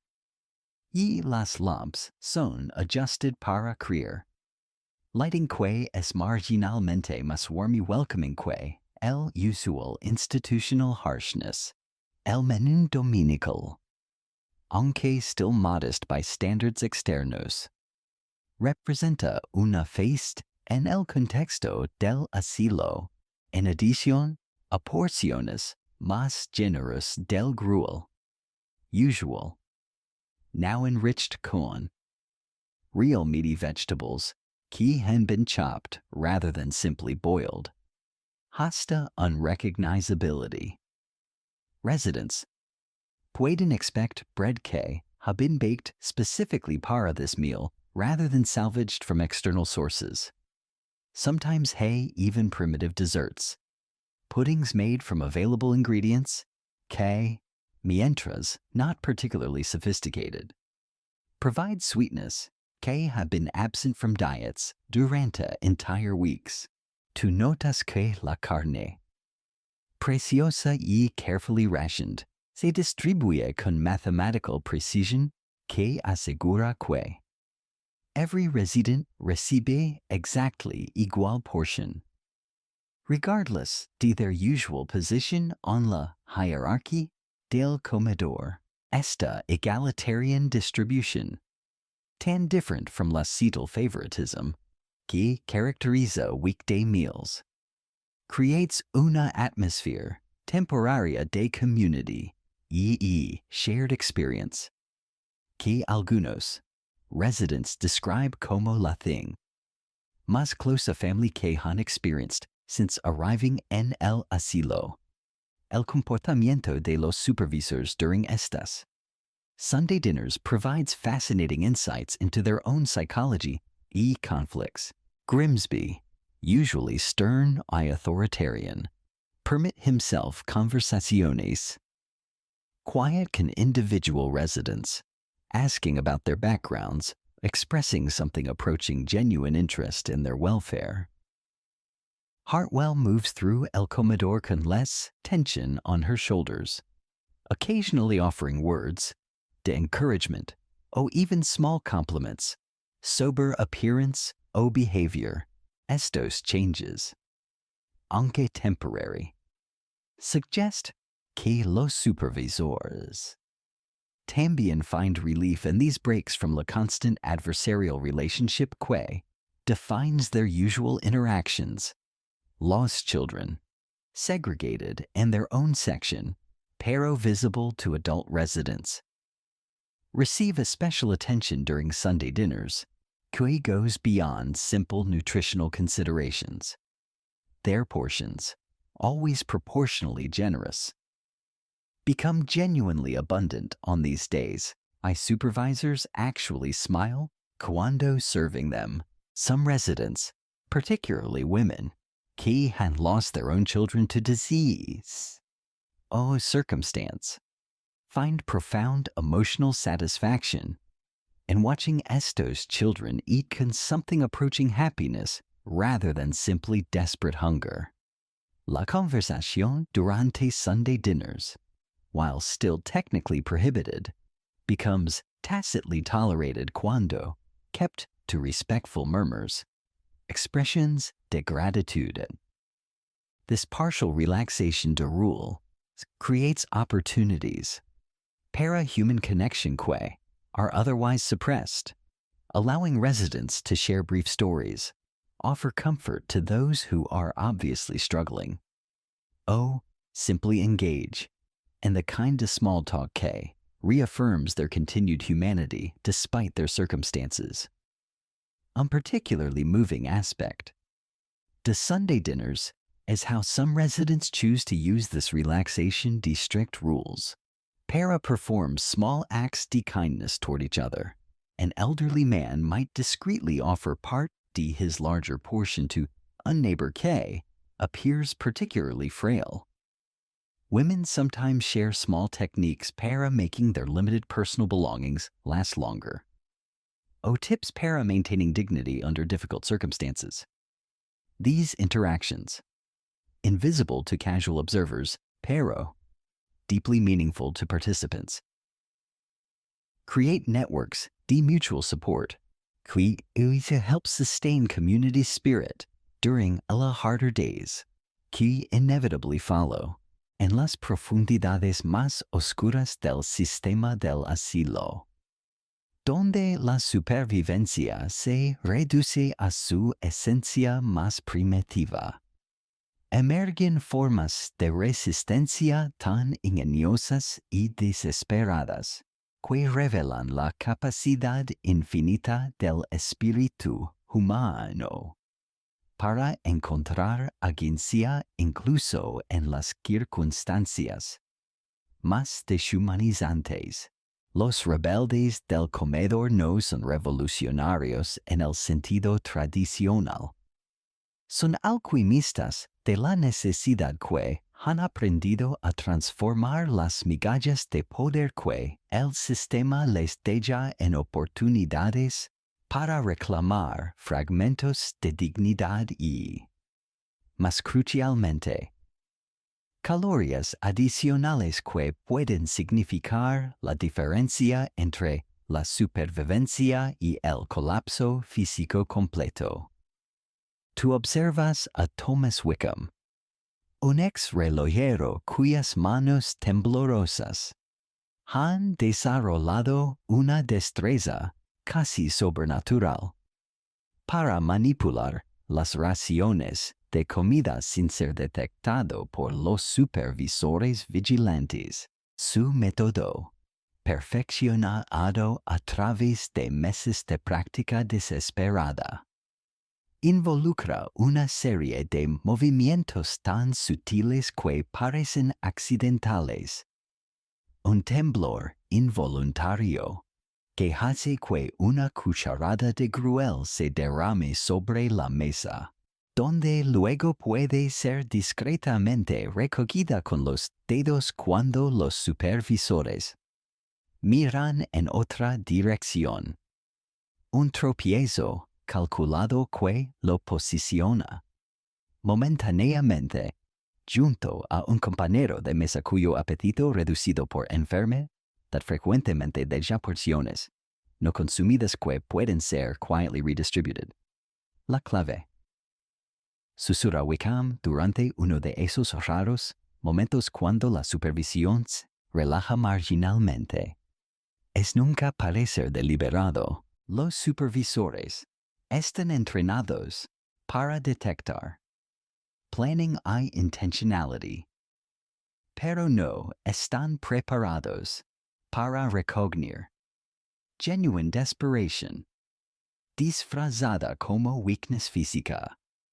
Su filosofía de supervivencia, aunque moralmente ambigua, refleja una comprensión sofisticada de psicología humana y institutional dynamics, que rivalizaría con cualquier strategic militar formal.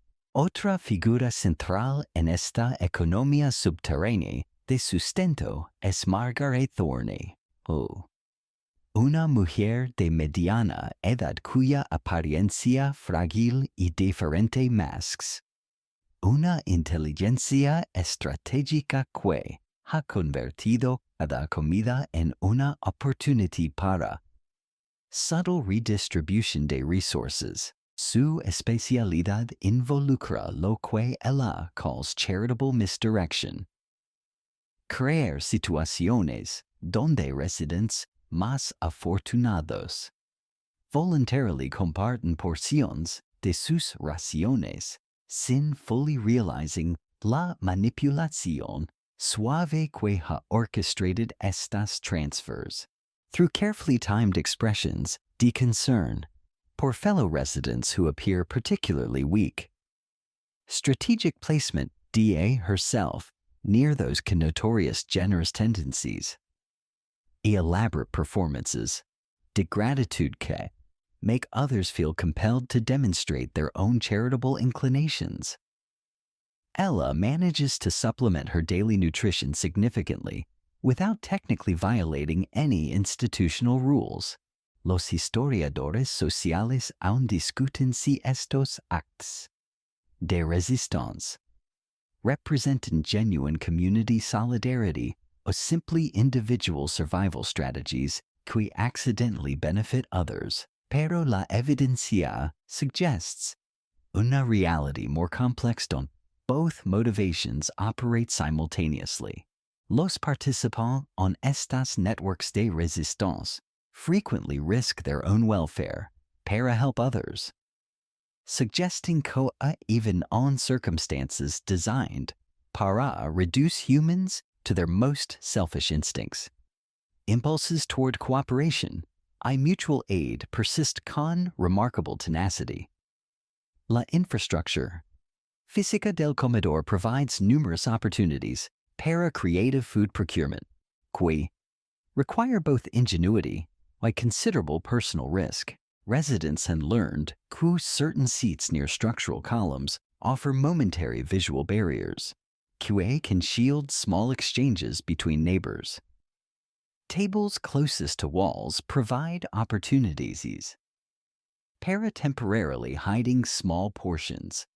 Hasta después de official inspections hayan concluded, even las heavy wooden benches, con their gaps y irregularities, offer tiny storage spaces, donde crumbs y small pieces de food pueden be accumulated over multiple meals para later consumption during hungry periods between official feeding times.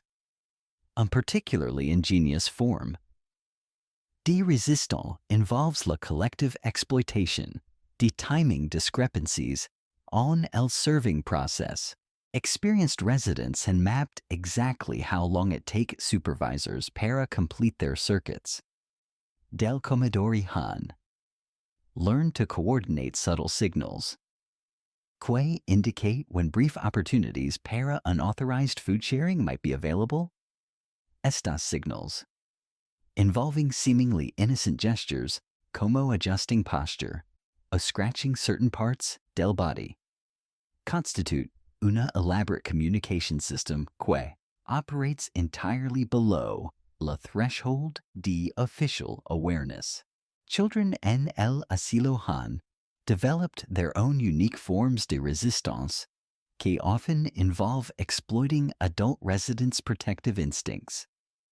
Some particularly clever young residents had learned to position themselves strategically near adults. Clan are known for occasionally sharing food. Had developed repertoires de subtle distress signals that prompt these protective responses without appearing manipulative. Others had mastered la art de appearing more hungry than they actually are during meals, encouraging adults para voluntarily transfer portions to their own limited rations. Los methods empleados para hiding y preserving extra food reflect una level de innovación que speaks to desperate creativity under extreme constraints. Residents had learned que certain areas to their limited personal clothing pueden serve como temporary storage para small amounts de bread, other non-perishable items, shoes, particularly those con slightly loose fits, offer hiding places, para crumbs que pueden be retrieved during private moments. Even handkerchiefs, when available, puede be repurposed as miniature storage containers para food particles que accumulate during meals.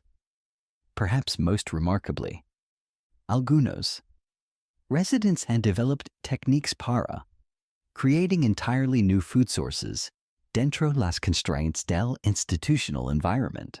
Knowledge individuals who retain memories de pre-poverty skills and gardening of food preparation sometimes manage to cultivate small amounts, de edible plants and hidden corners deal building O during brief outdoor work periods.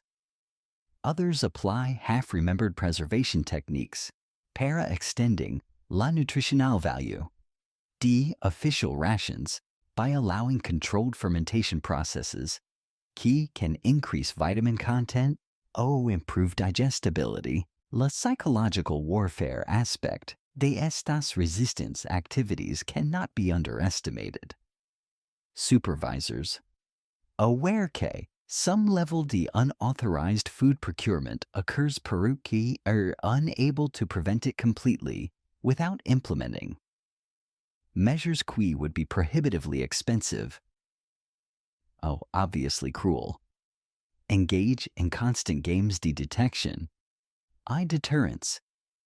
Qui add layers die tension to every meal. Residence. Knowing que discovery could result on severe punishments, including loss to multiple meals. Develop elaborate strategies. Para managing both risk y guilt associated con estas survival activities. Los niños del asilo habitan un mundo paralelo dentro del comedor, separados físicamente de los adultos pero profundamente conectados emocionalmente. A las dinámicas de supervivencia que definen la experiencia de toda la institución. Sus mesas, ubicadas estratégicamente, donde pueden ser supervisadas constantemente pero donde también reciben algo parecido a protección especial. Se convierten en teatros en miniatura donde se desarrollan dramas de crecimiento, resistencia y adaptación que son tanto desgarradores como admirables. En su ingenuidad desesperada y su resistencia fundamental al quebrantamiento del espíritu infantil. Tú observas a Emily Patterson, de apenas 8 años, cuyas mejillas han perdido la redondez natural de la infancia pero cuyos ojos mantiene en una chispa de curiosidad que sugiere que su alma interior permanece intacta a pesar de las circunstancias brutales que la han traído a este lugar. Ella ha desarrollado un sistema elaborado para transformar la experiencia de comer cruel en algo parecido a un juego, identificando formas y patrones en la superficie de su tazón que le permiten crear narrativas fantásticas que hacen que cada cucharada se sienta como parte de una aventura, en lugar de simplemente supervivencia básica. Mira. Susurra a sus compañeros de mesa cuando los supervisores están momentáneamente distraídos. Hoy el cruel tiene remolinos que parecen dragones, sí como el dragón pequeño primero. Quizás el grande me deje guardar su tesoro. Su capacidad para transformar la monotonía nutritiva en imaginación activa representa una forma de resistencia psychological que es uniquely infantil pero profundamente poderosa en su ability para preservar hope y wonder incluso en circumstances designed para crush exactly esas cualidades. Las porciones servidas a los children son, en términos techniques, more generous than those provided to adults, cuando adjusted para body size. Pero esta generosity aparente viene acompañada de expectación, behavior que son proportionally more demanding. Los children deben demonstrate gratitude more effusively, sit more rigidly. May absorb moral lessons more visibly than adult residents. Their meals become educational experiences, donde every spoonful is supposed to teach lessons about dependency. Charity. While I have proper social relations, que están designed para shape them into compliant members de la working class cuando eventually leave institutional care. Miss Prudence Hartley. La supervisora, specifically assigned para oversee children's meals, embodies all last contradictions, the Victorian attitudes, Haitian childhood poverty. Her genuine affection para los children es obvious and small gestures, ensuring que their utensils are properly sized, para small hands, gently correcting posture rather than harshly reprimanding, occasionally permitting small conversations, que would be strictly prohibited on adult sections. Sin embargo, her kindness operates within frameworks de social control, can require her para constantly monitor why modify children's behavior to conform con institutional expectations. Children. Ella explains durante one de sus instructional lectures que precede each meal are God's opportunities para society to correct itself. You must learn quo proper behavior. Gratitude para charity received. A dedication to improvement. A través hard work son las foundations, sobre which respectable lives can be built. Her words, aunque genuinely well-intentioned, carry implications, que place responsibility para their poverty squarely on las children themselves, rather than on las economic forces que han displaced their families. Los historians especializados en childhood durante la Industrial Revolution aún debaten whether institutional care provided better outcomes para poor children than las alternatives available in urban environments. Pero las evidence from asylum records suggests una reality where immediate physical needs, few are unmet at significant psychological and developmental costs. Children's natural tendencies toward play, exploration, y social bonding fueron systematically discouraged in favor de early training on obedience. Routine.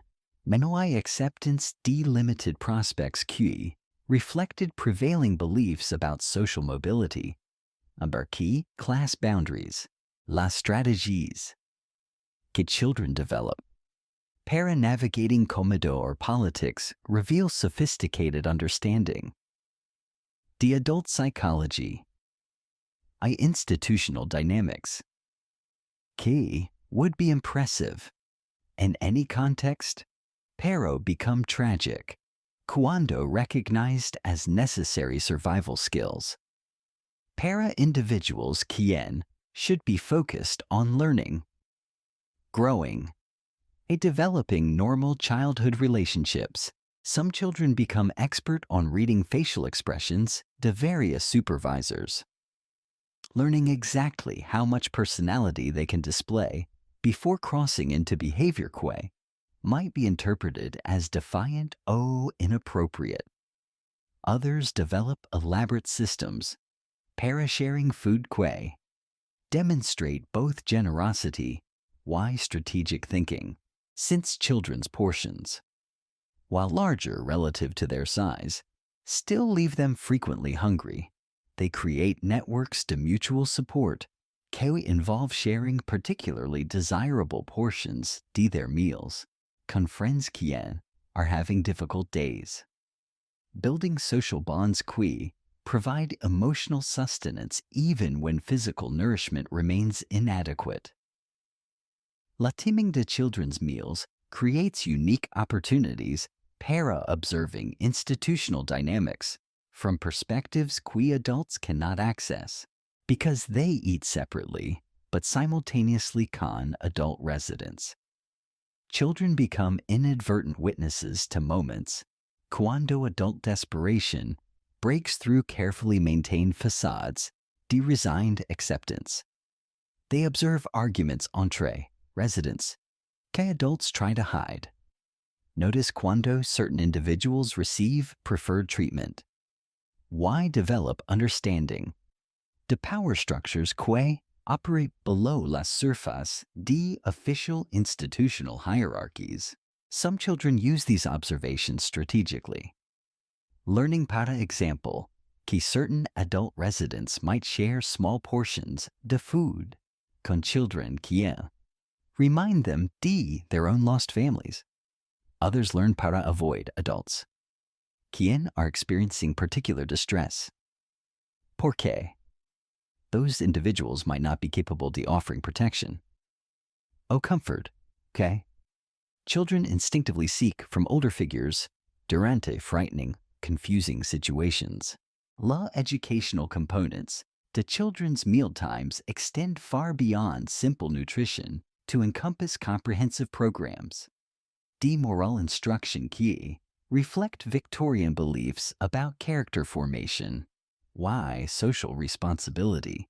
Each meal becomes a classroom donde lessons about gratitude. Humility. Proper social relationships are delivered through carefully orchestrated interactions, qui combine sustenance con indoctrination, in ways qui make it difficult para children to separate their physical needs from las ideological messages, que accompany every spoonful. The children's section del comedor features visual aids designed para reinforce these moral lessons. Biblical quotations about charity, hard work painted on walls. Illustrations depicting proper posture, table manners. Mawai charts. Tracking individual children's progress in various aspects, de behavior modification. These decorations, while intended to create an educational environment, also serve as constant reminders, key even during meal times. Children are being evaluated, measured, molded according to institutional standards. Young William Ashford, apenas 6 years old, pero already demonstrating remarkable adaptability, has learned para navigate these educational requirements while maintaining something resembling childhood innocence. His strategy involves enthusiastic participation and required recitations, prayers, while privately maintaining imaginative inner life, qui remains largely hidden from supervisory observation. Durante grace before meals. Mientras, his lips move appropriately, can prescribed words de gratitude. His mind wanders to memories de his mother's cooking fantasies about reunion con family members whose fates remain uncertain. The Lord provides. He repeats dutifully, con other children. Pero in his private thoughts he adds, and maybe someday he'll provide enough we won't be hungry after eating. This capacity para maintaining dual consciousness, public conformity combined, con private resistance, represents una survival strategy, que many children develop pero que comes at significant psychological cost. Creating internal divisions, qui may affect their ability para form. Trusting relationships later in life. Los supervisors working con children face unique challenges, que require them para balance institutional requirements, con recognition, que children have developmental needs, que cannot be completely suppressed without causing permanent damage. Miss Hartley, despite her commitment, para-institutional discipline, occasionally permits small violations to strict rules cuando she believes these allowances serve larger purposes de maintaining children's psychological health. She might ignore whispered conversations between children, quien are obviously providing mutual comfort. Pretend not para notice, cuando older children help younger ones, con eating difficulties. However, these moments de compassionate flexibility operate within strict boundaries established by institutional policies, qui prioritize control, conformity over individual welfare. when administrators conduct inspections to children's dining areas. Miss Hartley must demonstrate her charges exhibit appropriate levels to discipline, gratitude. Requiring her para suppress any tolerance for childhood spontaneity expression, might be interpreted as insufficient appreciation, para charitable care being provided, la physical environment. The children's dining area reveals both institutional attempts, para acknowledge childhood needs, simultaneous limitations imposed by budgetary constraints, philosophical commitments, para character. Building through hardship. Tables benches are sized appropriately para. Smaller bodies, para remain uncomfortable enough, children cannot relax completely durante meals. Utensils are provided on child-appropriate sizes. Para made from same utilitarian materials used throughout asylum. Ensuring children learn early comfort aesthetics are luxuries they should not expect. Some children develop remarkable creativity in finding ways para make their eating experience more pleasant despite these environmental limitations. They invent games, can be played silently, mientras maintaining required posture, counting patterns and wood-grained their tables. Creating silent communication systems using eye movements. Developing elaborate imaginative scenarios could transform institutional gruel into magical potions, con special powers. These activities demonstrate children's natural resilience, adaptability pero, also highlight tragic necessity, para finding joy in circumstances. Should provide security, nurturing, rather than requiring constant psychological survival strategies. La Prison de Younger Children and Asylum Comedor creates complex emotional dynamics para adult residents, quien observe them during mealtimes. Many adults find deep pain and watching children adapt para institutional life because it reminds them de their own lost opportunities. Para providing normal family environments para their offspring. Others find inspiration in children's resilience. You hope these young people might eventually escape poverty cycles have trapped their families. A few residents, overwhelmed by their own desperation, respond para children's presence con resentment because children's needs compete para limited resources. Attention. Children. Keenly sensitive para. These adult emotions even cuando they don't fully understand their causes. Learn para modify their behavior. And response, para various adult moods. They become expert in recognizing cuando adult residents are having particularly difficult days. You might not be capable de offering positive interactions. Why? They develop strategies. Para seeking comfort from adults. Quien seem more emotionally available, Entras avoiding those quien might respond negatively.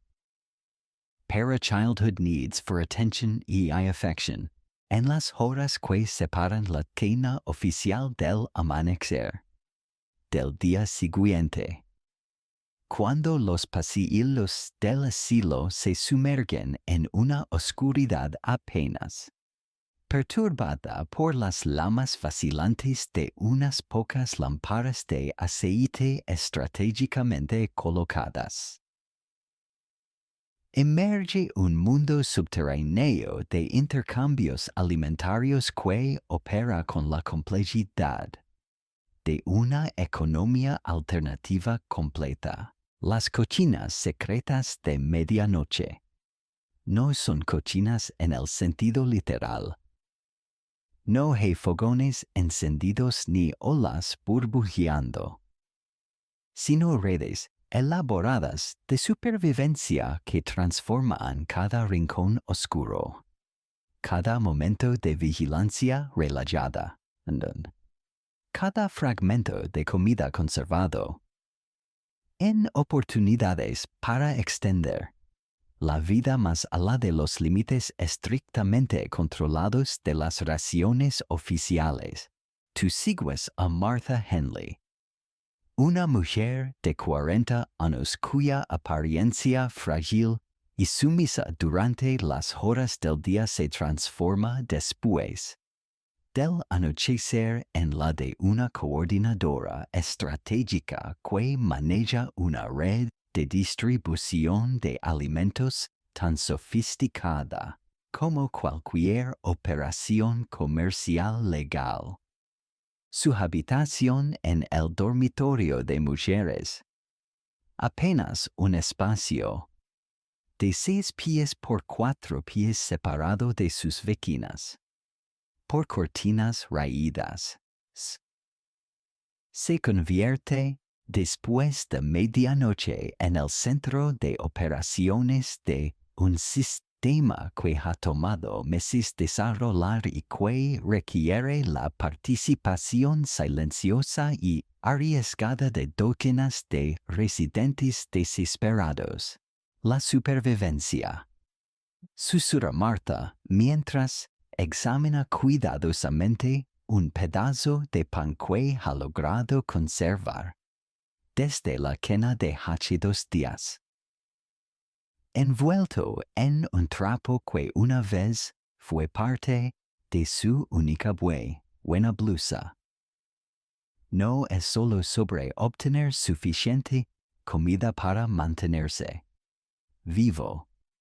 Es sobre mantener suficiente esperanza para que la vida valga la pena vivirla. Su filosofía, desarrollada a través de meses de experimentación arriesgada, refleja una comprensión profunda de que la nutrición física y la nutrición espiritual están inextricablemente conectadas, especialmente cuando ambas son escasas. El sistema que Martha coordina opera en múltiples niveles de complejidad, que revelan una inteligencia organizacional notable.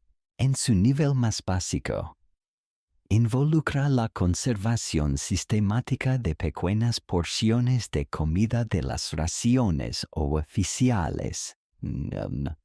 Una cucharada de cruel guardada en un pañuelo. Migajas de pan acumuladas en los bolsillos. Ocasionalmente pequeños pedazos de verdura que pueden ser escondidos hasta después de las inspecciones nocturnas. Estos fragmentos, individualmente insignificantes, se acumulan durante varios días hasta crear pequeñas reservas que pueden significar la diferencia entre la supervivencia y el colapso durante periodos de enfermedad o castigo cuando las raciones regulares son reducidas o eliminadas completamente. Los historiadores, especializados en economías informales, durante periodos de escasez aún discuten si estos sistemas representaban formas primitivas de comunismo voluntario o simplemente redes de supervivencia individual que accidentalmente beneficiaban a grupos más amplios. Pero la evidencia documental sugiere que operaban elementos de ambos modelos simultáneamente y los participantes frecuentemente arriesgaban su propio bienestar para contribuir. Reservas comunes que ayudaban a los miembros más vulnerables de la comunidad, pero también mantenían pequeñas reservas personales que aseguraban su propia supervivencia durante emergencias individuales. La infraestructura física para estas operaciones nocturnas requiere creatividad extrema y conocimiento íntimo de cada grieta, cada rincón, cada irregularidad en el edificio del asilo que podría proporcionar almacenamiento temporal para pequeñas cantidades de comida. Martha ha cartografiado meticulosamente cada espacio utilizable. Un hueco detrás de una piedra suelta en la pared del dormitorio donde pequeños paquetes pueden ser escondidos por periodos cortos. Una grieta en el piso de madera cerca de su cama donde migajas pueden ser acumuladas y luego recuperadas. Durante las horas más seguras de la madrugada, incluso el espacio hueco dentro del marco de una ventana donde pedazos de pan pueden ser envueltos en tela y escondidos. Durante varios días si las condiciones atmosféricas son apropiadas. El timing de estas operaciones requiere conocimiento preciso de los patrones de los supervisores nocturnos, quienes realizan rondas periódicas, pero predecibles, a través de los dormitorios para verificar que todos los residentes estén en sus lugares asignados y no estén participando en actividades no autorizadas. Martha ha cronometrado estas rondas con precisión obsesiva, identificando ventanas de oportunidad que duran apenas unos minutos pero que proporcionan tiempo suficiente para transferir pequeñas cantidades de comida entre escondites para consumir discretamente porciones que han sido conservadas desde comidas anteriores. Los métodos de preservación desarrollados por estos residentes desesperados reflejan conocimientos tradicionales sobre conservación de alimentos que han sido adaptados a circunstancias extremadamente limitadas. Bread puede ser mantenido comestible durante varios días si se envuelve cuidadosamente en tela que ha sido ligeramente humedecida y luego almacenado en espacios que mantienen temperatura relativamente constante. Pequeños pedazos de verdura pueden ser parcialmente deshidratados, colocándolos cerca, pero no demasiado cerca, de las fuentes de calor limitadas disponibles en el edificio, extendiendo su vida útil el tiempo suficiente para que puedan ser consumidos cuando las raciones oficiales son particularmente inadecuadas. Un aspecto particularmente ingenioso de estas operaciones nocturnas involucra la creación de banks comunales de comida donde múltiples residentes contribuyen pequeñas cantidades a reservas colectivas que pueden ser distribuidas según necesidad.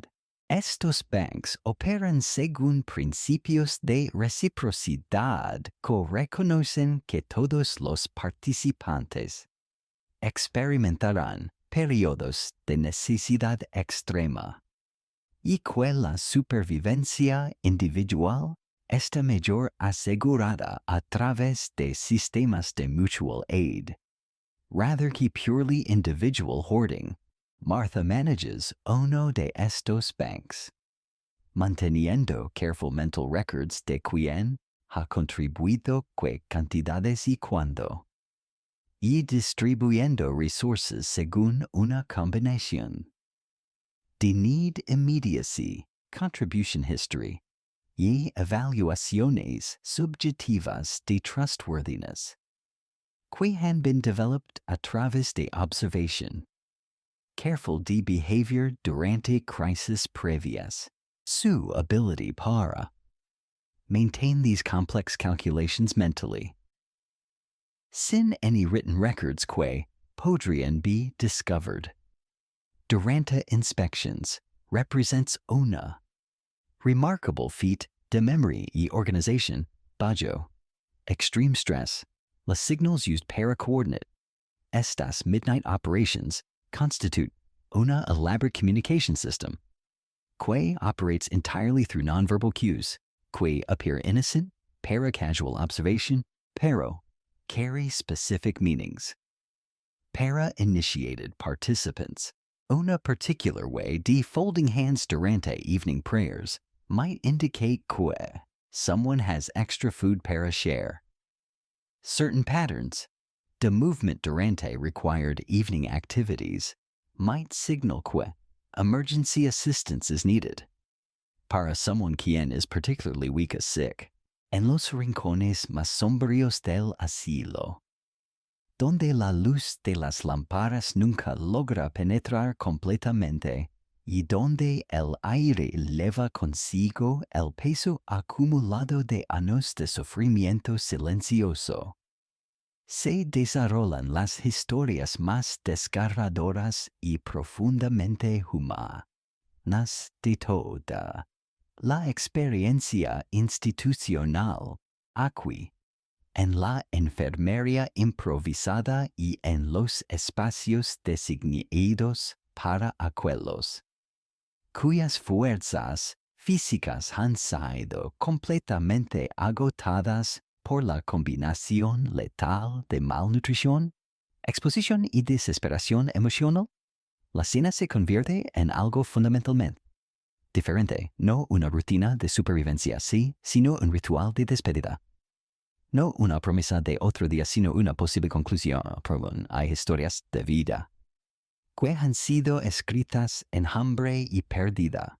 Tú observas a la señora Elizabeth Moorcock, de 68 años, cuyas manos temblorosas ya no pueden sostener una cuchara con suficiente firmeza para alimentarse independientemente. Su historia, típica de muchos residentes en esta sección del asilo, comenzó con la muerte de su esposo en un accidente industrial. Continuó con la pérdida de su modesto hogar cuando no pudo mantener los pagos. Y culminó con meses en las cárceles antes de que las autoridades la dirigieran hacia esta institución como último recurso antes de la muerte por exposición durante el invierno implacable. La alimentación de estos residentes más frágiles requiere atención individual que represents una rare exception. Para las strict efficiency protocols que gobiernan otros aspectos de asylum operations, young nurses assistants, frecuentemente women, quien han found en este trabajo una alternative para domestic service o factory labor, spend patient minutes helping elderly I sick residents consume each spoonful. The modified gruel, que have been thinned para make swallowing easier pero que, como resultado, provides even less nutritional substance than regular portions. Pequeños sorbos, murmura Sarah Wells, una assistant de apenas 19 years quien ha developed genuine affection para los residents bajo her care despite institutional discouragement, de emotional attachment. Cada little bit helps keep you strong para another day. Her words, aunque spoken con kindness, que is obviamente sincere, carry undertones de sadness porque both she and her patients understand que another day might not necessarily be something para anticipate, con hope, rather than resignation. Los historians specializing on Victorian attitudes toward death, why dying on debate. Whether estas institutional approaches, para end-of-life care, represented genuine humanitarian concern. A simply practical measures designed, para minimize disruption, para overall asylum operations. Para individual accounts suggest que, regardless de official motivations, many staff members developed personal commitments. Para providing dignity, I comfort. Para dying residents que went beyond strict institutional requirements. La food served para estos most vulnerable residents undergoes modifications, qui attempt para balance nutritional needs. Con practical considerations, the ease of consumption, y limited preparation resources. Gruel is strained para remove any particles que might cause choking. Frequently watered down even further. Para accommodate residents con swallowing difficulties. Why sometimes supplemented con small amounts, de milk cuando available. Aunque this luxury appears only irregularly, it depends on charitable donations from external sources. Mrs. Moorcock's evening meal. Served on uncup rather than unbowl pork. Her hands shake too severely. Para manipulate spoons effectively. Consists d perhaps 6 ounces de liquid que represents her primary nutrition. Para the entire day. She drinks slowly, taking pauses between each sip. Que allow her para rest. Ye gather strength. Para the next swallow. Her eyes, though dimmed by age, i.e. exhaustion, remain alert, why aware. Tracking movements the other residents why, staff can inattention. Qui suggests she continues para process her environment, actively, despite her physical frailty. I remember, she whispers durante one de esos brief rest periods. Her voice barely audible above the sounds, the institutional life, que continue around her. When eating was about taste, about pleasure, about bringing family together around una table que belonged para us, her words carry no bitterness, only una wistful recognition de how completely her circumstances he are unchanged. Desde her earlier life como la wife de unskilled craftsmen quien owned their own small home, I took meals together cada evening. Como una family, la présence de dying residents and asylum dining areas creates complex emotional dynamics para other residents quien observe these final stages, de-institutional life, mientras being forced, para confront their own potential futures. Some residents respond, can increased determination, para maintain their own healthy strength. Recognizing que physical decline and asylum settings leads inevitably para.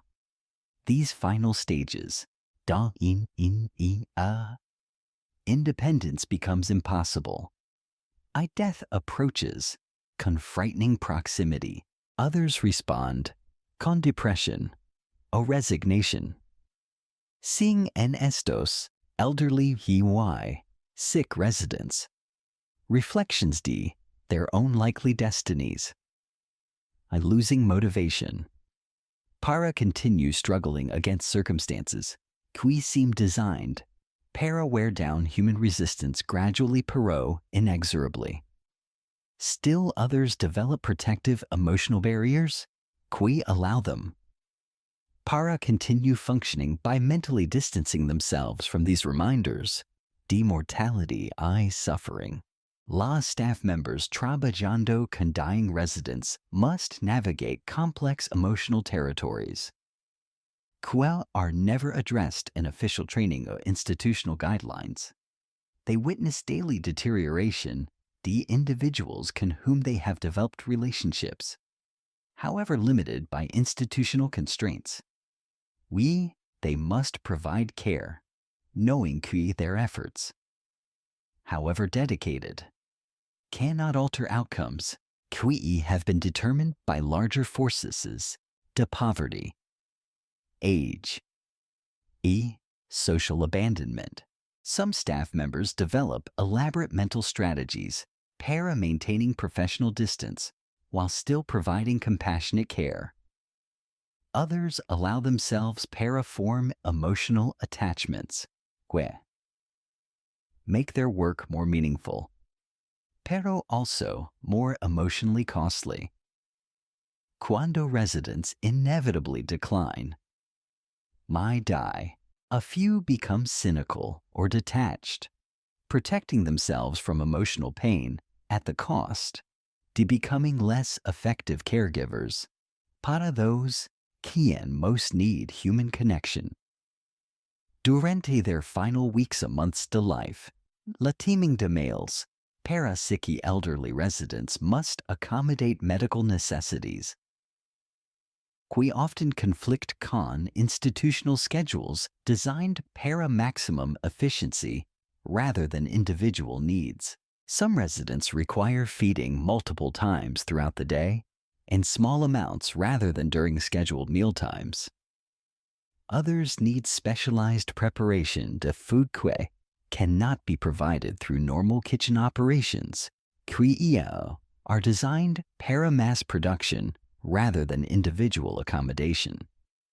These necessary departures from standard procedures create ongoing tensions between medical necessities, institutional imperatives, para maintaining order, controlling costs.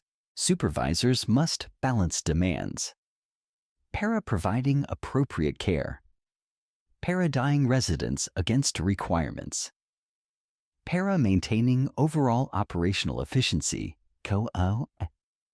keeps the entire institution functioning within budget constraints y administrative expectations. La transformación del asilo durante la víspera de Navidad constituye uno de los fenómenos sociales más complejos y emocionalmente cargados de toda la experiencia institucional victoriana. Un momento cuando las contradicciones inherentes entre caridad cristiana y control social se vuelven simultáneamente más evidentes y más desesperadamente necesarias de reconciliar. Esta única noche del año, cuando incluso las instituciones más austeras se sienten obligadas a reconocer las demandas espirituales y emocionales de la temporada navideña.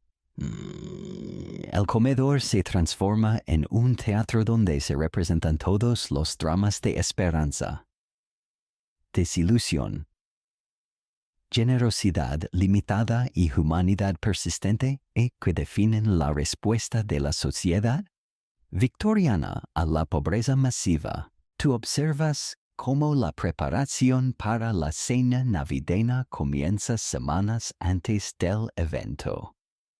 Cuando administradores que durante el resto del año mantienen presupuestos con precisión despiadada de repente, deben encontrar fondos para lo que se convertirá en la comida más elaborada y costosa que el asilo proporcionará durante todo el calendario anual.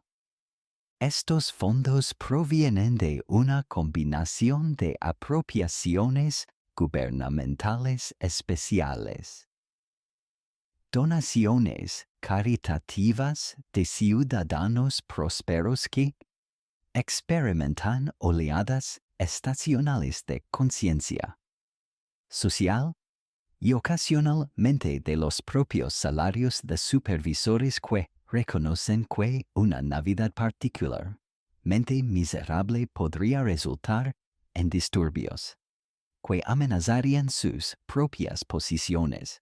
Las donaciones que legan durante las semanas previas a la Navidad revelan tanto la generosidad genuina como las complicaciones morales de la caridad victoriana. Wealthy families contribute hampers filled con foods que nunca aparecen en asylum menus durante other times. Actual joints de meat que son recognizable como coming from specific animals rather than processed into anonymous gruel. Puddings made con real sugar y spices. Fruits que have been preserved specifically para this seasonal distribution. Even small amounts de alcohol, sherry o port and tea, que is considered essential para proper. Christmas celebration pero remains strictly prohibited during normal institutional operations. La Señora Adelaide Pemberton, wife de unsuccessful textile manufacturer, arrives personally para oversee la distribución de her family's contribution, an enormous basket containing what represents para asylum residents una feast de proportions, que border on mythical Christmas. She explains para assembled residents, quien han been required para express gratitude publicly para esta charitable generosity, is God's reminder que even las most unfortunate among us deserve para experience joy y abundance, if only briefly, para remind them que better circumstances await those quien embrace proper Christian behavior. Moral improvement. Her words, aunque genuinely well-intentioned, capture perfectly la contradictions que we define Victorian approaches. Para charitable giving during Christmas season, the underlying assumption que poverty results from moral failings, que might be corrected a través spiritual instruction, y temporary kindness, coexists uneasily con actual evidence. The economic forces que have displaced entire classes de workers through technological change. A industrial reorganization que operate independently the individual character of behavior. Los historians studying Victorian social attitudes debate whether these elaborate Christmas celebrations and institutional settings served primarily para assuage guilt among wealthy donors, or para provide genuine relief. Para recipients. Para participant accounts suggest una reality donde both functions operated simultaneously, creating experiences que were emotionally powerful para all involved, but que also reinforced social hierarchies. Ideological assumptions que contributed para perpetuating las very conditions que made charitable intervention necessary. La preparación de Christmas dinner requires transformation de normal kitchen operations que reveals both las limitations de regular institutional cooking y las possibilities que exist que cuando adequate resources become temporarily available, cocineros, whom normally work on cast-off ingredients, suddenly have access para real meat, que requires butchering skills. Vegetables que are fresh rather than wilted. Spices y seasonings que allow para actual flavoring rather than simply nutrition-focused preparation. Mrs. Morrison, la head cook, finds herself both exhilarated y overwhelmed by estas unusual circumstances. 40 years day cooking. She explains mientras carefully examining un joint de beef que weighs more than she normally uses durante una entire week. I still remember how para make food que people actually want para eat rather than food que simply keeps them alive.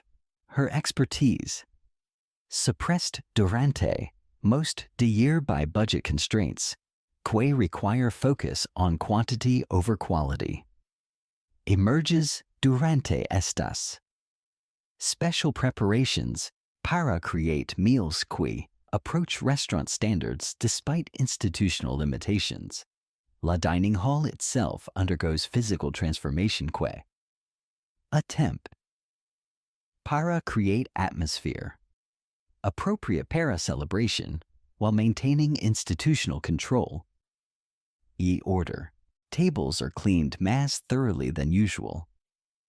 Decorated can evergreen branches. Que volunteers han gathered from outside grounds. Candles appear on selected tables.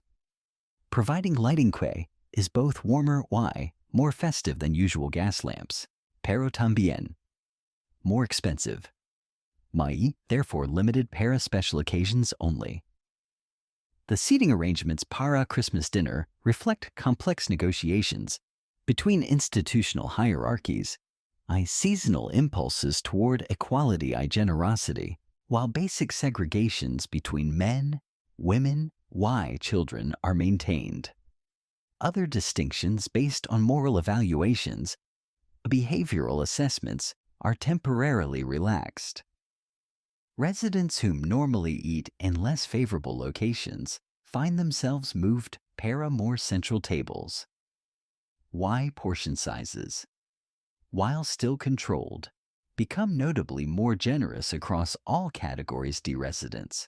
Los children, segregated as usual pero visible para adult residents, receive particular attention. Durante Christmas celebrations que goes beyond normal institutional provisions. Their faces, frequently serious guarded durante regular mealtimes, light up con genuine excitement cuando they see decorations, smell cooking aromas. Que remind them to family celebrations from their lives before poverty displaced them into institutional care. Their joy, innocent uncomplicated by adult understanding. The social complexities provides emotional sustenance para adult residents whom find vicarious pleasure in watching childhood happiness despite their own difficult circumstances.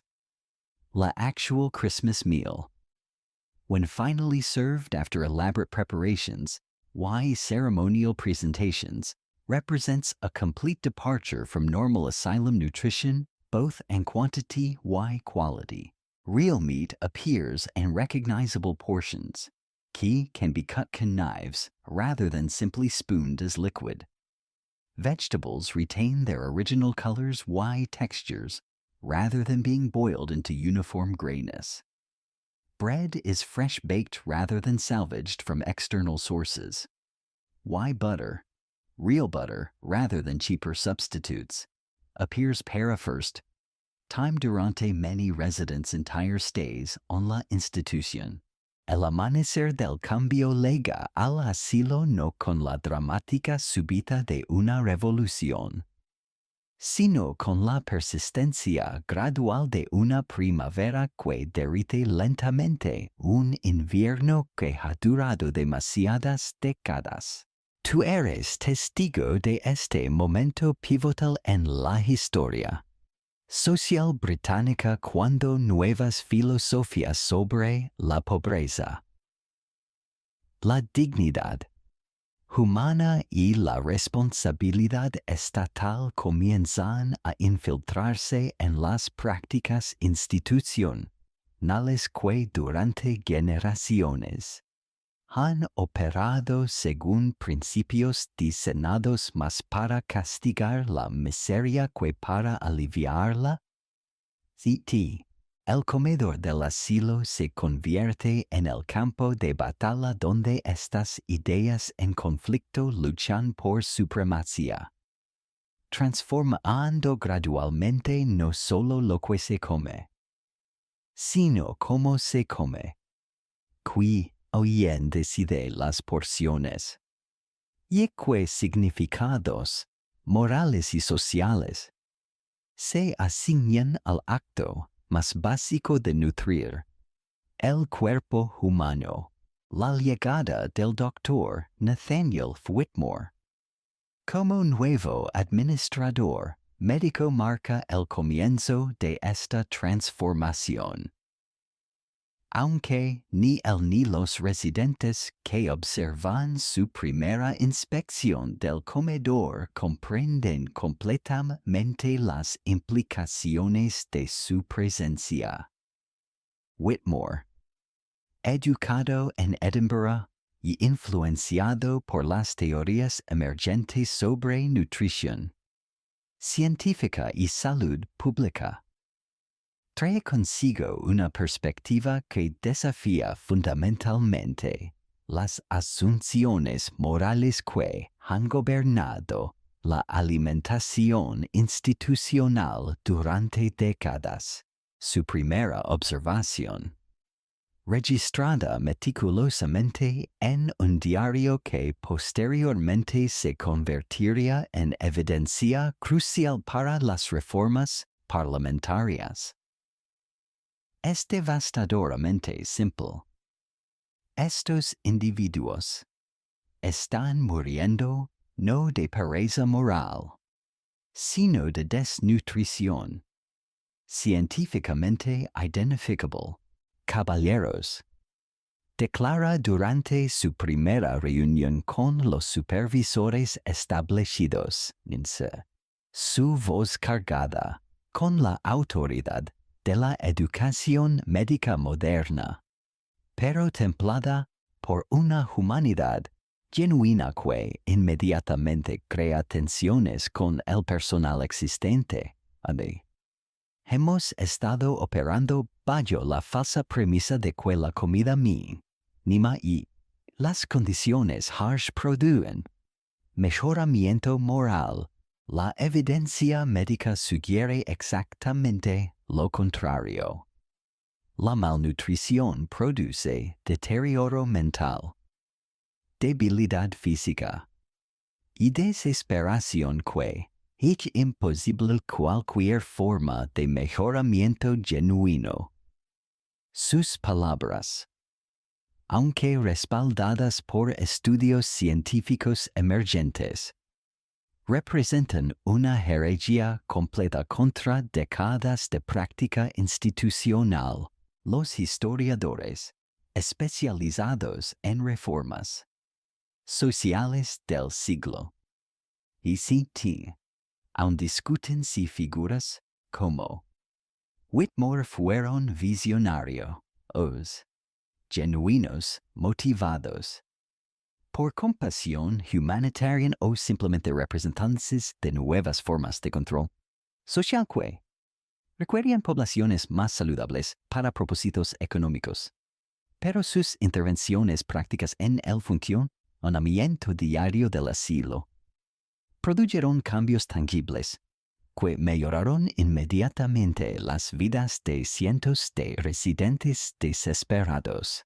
Su primer acto administrativo envuelve una revisión completa de los menús del asilo, aplicando conocimientos nutricionales primitivos pero revolucionarios para desarrollar dietas que proporcionan no solo calorías suficientes para prevenir inanición, sino también vitaminas y minerales esenciales para mantener salud básica. El gruel, aunque no eliminado completamente debido a limitaciones presupuestarias persistentes, es supplemented con vegetables frescos cuando es posible. Occasional portions de meat que son preparadas para maximizar valor nutritional rather than simply minimize our costs. Bread que is enriched con nutrients que previous cooks never considered necessary, más significativamente. Whitmore challenge las rules que governed eating behavior en el comedor, arguing que las strict silence requirements y rigid posture expectations actually interfere. Can proper digestion. It contribute paragastrointestinal problems, qui already plague malnourished residents. Su advocacy para relaxed conversation. Durante meals initially meets fierce resistance from established supervisors. Quien argue que any loosening de discipline will result and chaos. But gradual implementation reveals que residents respond para increased freedom, can appreciation rather than rebellion. Las changes en portion sizes. Though modest due para continuing budget constraints, reflects scientific understanding. Decaloric requirements que previous administrators never considered relevant para asylum operations. Whitmore's calculations, based on emerging research about metabolism y energy expenditure, demonstrate QE previous portions were insufficient para maintaining basic bodily functions, much less providing energy. Para required work duties qui residents must perform durante their institutional stay. Mrs. Morrison, la head cook, quien initially resists changes para procedures she has followed para decades, gradually becomes an enthusiastic supporter. De new approaches cuando she observes tangible improvements on residents' health, y morale. 40 years. She reflects mientras, implementing modified cooking techniques designed para preserve nutritional content. 40 years to thinking que keeping people barely alive was merciful. Now I see qui was cruel rather than kind. La resistance para estas reforms comes primarily from senior supervisors. Cayenne recognize que changes and food policies necessarily challenge broader institutional philosophies qui have justified their authority YA approaches para managing poor populations. Grimsby, in particular, argues strenuously qui increased food quality, relaxed dining restrictions, will make asylum life too comfortable, potentially attracting undeserving individuals quien might choose institutional dependence over independent labor. Standards must be maintained. He insists durante heated administrative meetings que become ideological battlegrounds between traditional approaches. Why emerging humanitarian perspectives? If we make conditions too pleasant, we risk creating permanent dependency rather than motivating residents para improve themselves through hard work and moral development. His arguments reflect genuine philosophical commitments, pero also obvious self-interest in maintaining systems que have provided him con authority y social status despite his own relatively humble origins. La implementación de reforms proceeds gradually, with pilot programs que test new approaches and limited settings before broader application. Children's meals receive priority attention, both because their nutritional needs are more obviously critical y porque que public sentiment increasingly recognizes childhood poverty as deserving sympathy rather than moral condemnation. Adult residents observe these improvements can in mixture to hope. Key changes might eventually extend para their own circumstances. Yamawai anxiety. Qui resources devoted para children might mean continued deprivation para themselves. Los. First measurable results. The dietary improvements appear within weeks. Fewer cases de scurvy, or other deficiency diseases. Increased energy levels qui allow residents para participate mais effectively and required work duties. Improved morale qui manifests and reduced conflicts. Entre residents decreased incidence de rules violations. Qui previously required punitive responses. These positive outcomes provide ammunition. Para-reform advocates. Quien can point para-concrete benefits rather than relying solely on humanitarian arguments. Los ecos de aquellas cenas institucionales reverberan a través del tiempo como ondas en un estanque histórico, transformándose y multiplicándose hasta llegar a nuestros platos modernos cargados de significados. Que raramente reconocemos pero que moldean profundamente nuestras actitudes contemporáneas hacia el hambre. La caridad, la dignidad humana y la responsabilidad colectiva de cuidar a los más vulnerables de nuestra sociedad.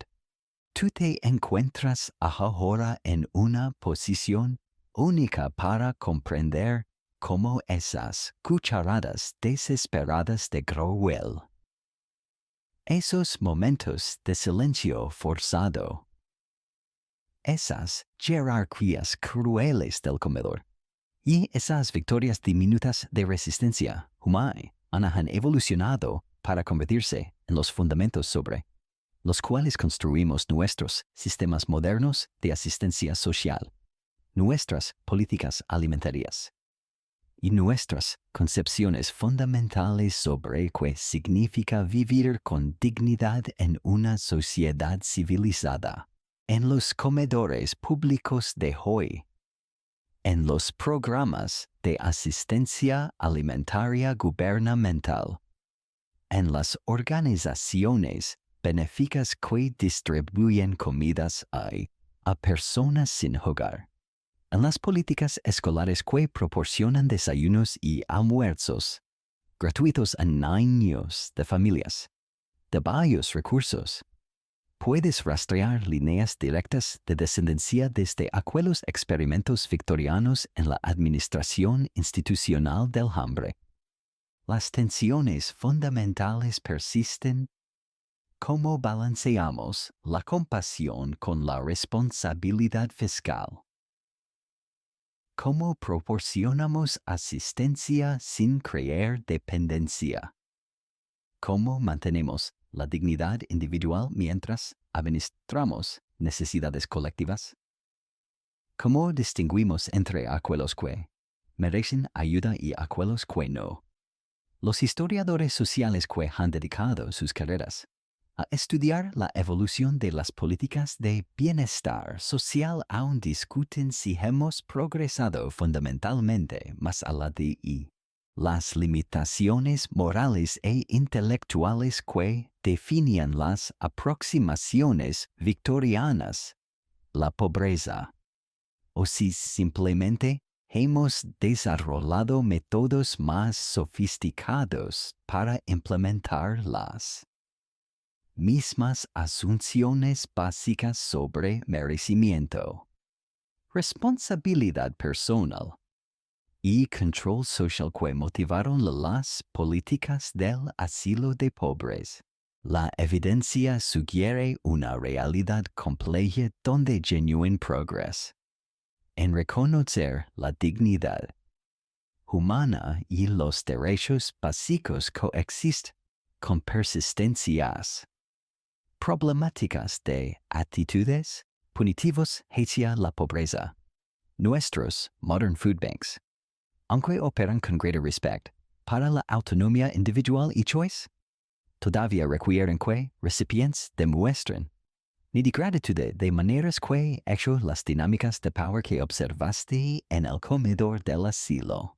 Nuestros programas gubernamentales de asistencia alimentaria, aunque basados en understandings más sofisticados de nutrición human development, then still incorporate eligibility requirements. Behavioral expectations, qui reflect continuing discomfort, providing unconditional support. Para those qui in society considers responsible para their own circumstances, pero también puedes observar transformaciones genuinas que represent victories. Hard-won a través de décadas de advocacy, cartia, research, y gradual shifts, and public consciousness, el recognition, de que adequate nutrition es un human right, rather que a privilege para be earned a través proper behavior, represents una fundamental philosophical advancement beyond Victorian approaches. La understanding de que poverty results primarily from economic structures, rather que individual moral failings, has become mainstream enough para influence policy design. Even cuando political rhetoric often continues, para emphasize personal responsibility. En nuestras modern school lunch programs, puedes see direct responses para lessons learned from observing children in institutional settings. La recognición de que hungry children cannot learn effectively, regardless to their moral character or family circumstances, has led para policies que prioritize nutrition over punishment in ways que would have been revolutionary durante the asylum era. La emphasis on providing meals que are not only nutritionally adequate, pero también appetizing y culturally appropriate reflects understanding. De que dignity y pleasure remain important, even cuando addressing basic survival needs. Los movements para food justice que operate in communities across el mundo today explicitly connect contemporary food insecurity, para historical patterns de inequality, exploitation, que trace their origins, para exactly las quince de institutional responses, para poverty, que defined le asylum system. These activists understand intuitively que questions about quién eats, how, why, under what circumstances are fundamentally questions about power. Social organization, why collective responsibility que cannot be separated from broader issues, de economic justice, why human rights. Perhaps most significantly, la emergence de approaches para addressing hunger que emphasize dignity, choice, why community empowerment, rather que simple charity, represent genuine evolution beyond las paternalistic models que dominated Victorian institutional care.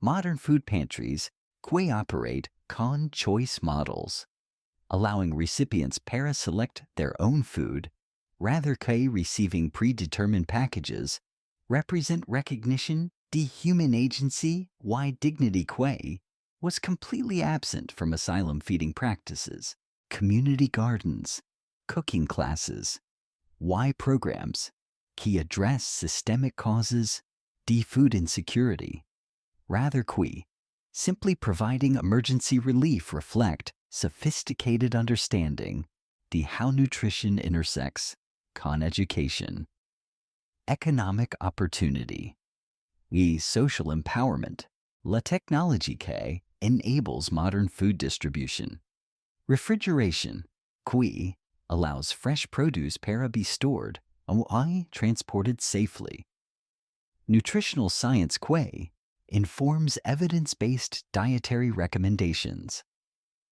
digital systems que can track needs while we coordinate resources efficiently, has created possibilities para addressing hunger que Victorian administrators could never have imagined. Yet these technological advances operate within social frameworks que continue para grapple can essentially the same morally political questions que defined debates about asylum food policies. An upscale restaurants donde nose-to-tail cooking has become fashionable. Chefs unconsciously recreate techniques que asylum cooks developed from desperate necessity, using every part de animals para maximize nutritional value. creating flavorful dishes from ingredients key others might discard. Applying preservation methods to extend food usefulness beyond its prime freshness. The difference, of course, esque modern diners pay premium prices. Para experiences. Qui asylum residents endured como survival strategies. And una irony que illuminates how much our relationship con food scarcity has changed even as our fascination con it persists. Los debates about school nutrition standards, government regulations, food assistance programs, why policies addressing hunger among elderly, why disabled populations continue. Para reflect tensions between providing adequate support and maintaining incentives. Para self-sufficiency que directly parallel arguments entre Dr. Whitmore Y. Traditional asylum administrators, political rhetoric about deserving versus undeserving poor, concerns about creating dependency through generous assistance, why insistence, QID. Recipients demonstrate appropriate gratitude, behavioral compliance, all echo directly from Victorian-era discussions about asylum policies. But perhaps less most profound legacy those asylum dinners lies not in specific policies or programs, pero in deeper cultural assumptions about scarcity, abundance, social obligation, to continue para shape how we think about food distribution in societies, can have technically solved problems de agricultural production. We live an era cuando enough food is produced globally, para feed everyone adequately. Yet hunger persists. Pork de distribution problems. Economic inequalities. Political choices. Qui reflect continuing influence. The ideas. Developed durante periods. Cuando scarcity was a genuine material constraint. Rather key, an artificial construction. La chame que many people feel cuando needing food assistance. La stigma attached para using government nutrition programs. La complicated emotions que arise around charitable giving. Receiving. Estas experiences connect directly. Parapsychological dynamics. Qui were deliberately cultivated in asylum dining rooms. Para maintain social control. Reinforce class hierarchies. Understanding estas historical connections provides insight into why addressing contemporary food insecurity requires not just logistical solutions, pero also cultural transformation, qui challenge deeply embedded assumptions about worth, deservingness, social responsibility. In this context, every meal becomes una opportunity para reflection about our relationships con each other, why con las resources he sustain human life. When you sit down para dinner tonight, and whatever circumstances you find yourself, you are participating in a continuous human story, que includes those desperate residents gathering in that Victorian Commodore, those supervisors struggling con their own moral conflicts, those children learning para transform necessity into imagination, all the countless individuals throughout history, quien have grappled con questions about how we care para each other. Cuando resources are limited, why needs are great. Their experiences, preserved in fading records, faint echoes, remind us que food is never just about nutrition. It is about identity, community, power, hope. The fundamental question, to what kind of society we choose para create together. As you drift towards sleep tonight, perhaps you will carry con you some understanding to how profoundly those long-ago dinners continue para shape our world. Some appreciation para how far we have traveled, while recognizing how much journey still lies ahead. And the soft darkness quay cradles your rest. Let the knowledge their resilience provide comfort. Their struggles inspire compassion. Their small victories remind you even in circumstances designed para crush human dignity. Something essential persists, something that connects us all across time, space, and the shared experience, nourishment. Seeking hope. Yes, insisting on our fundamental worth, como human beings deserving to care. Respect. I love, y así. Mientras, las últimas imágenes de esas cenas institucionales se desvanecen suavemente en tu mente como velas que se extinguen una por una en el comedor ahora silencioso. Tú llevas contigo algo más que simples historias sobre hambre y supervivencia. Llevas la comprensión profunda de que cada cucharada compartida en amor, de ti. Cada plato servido con dignidad.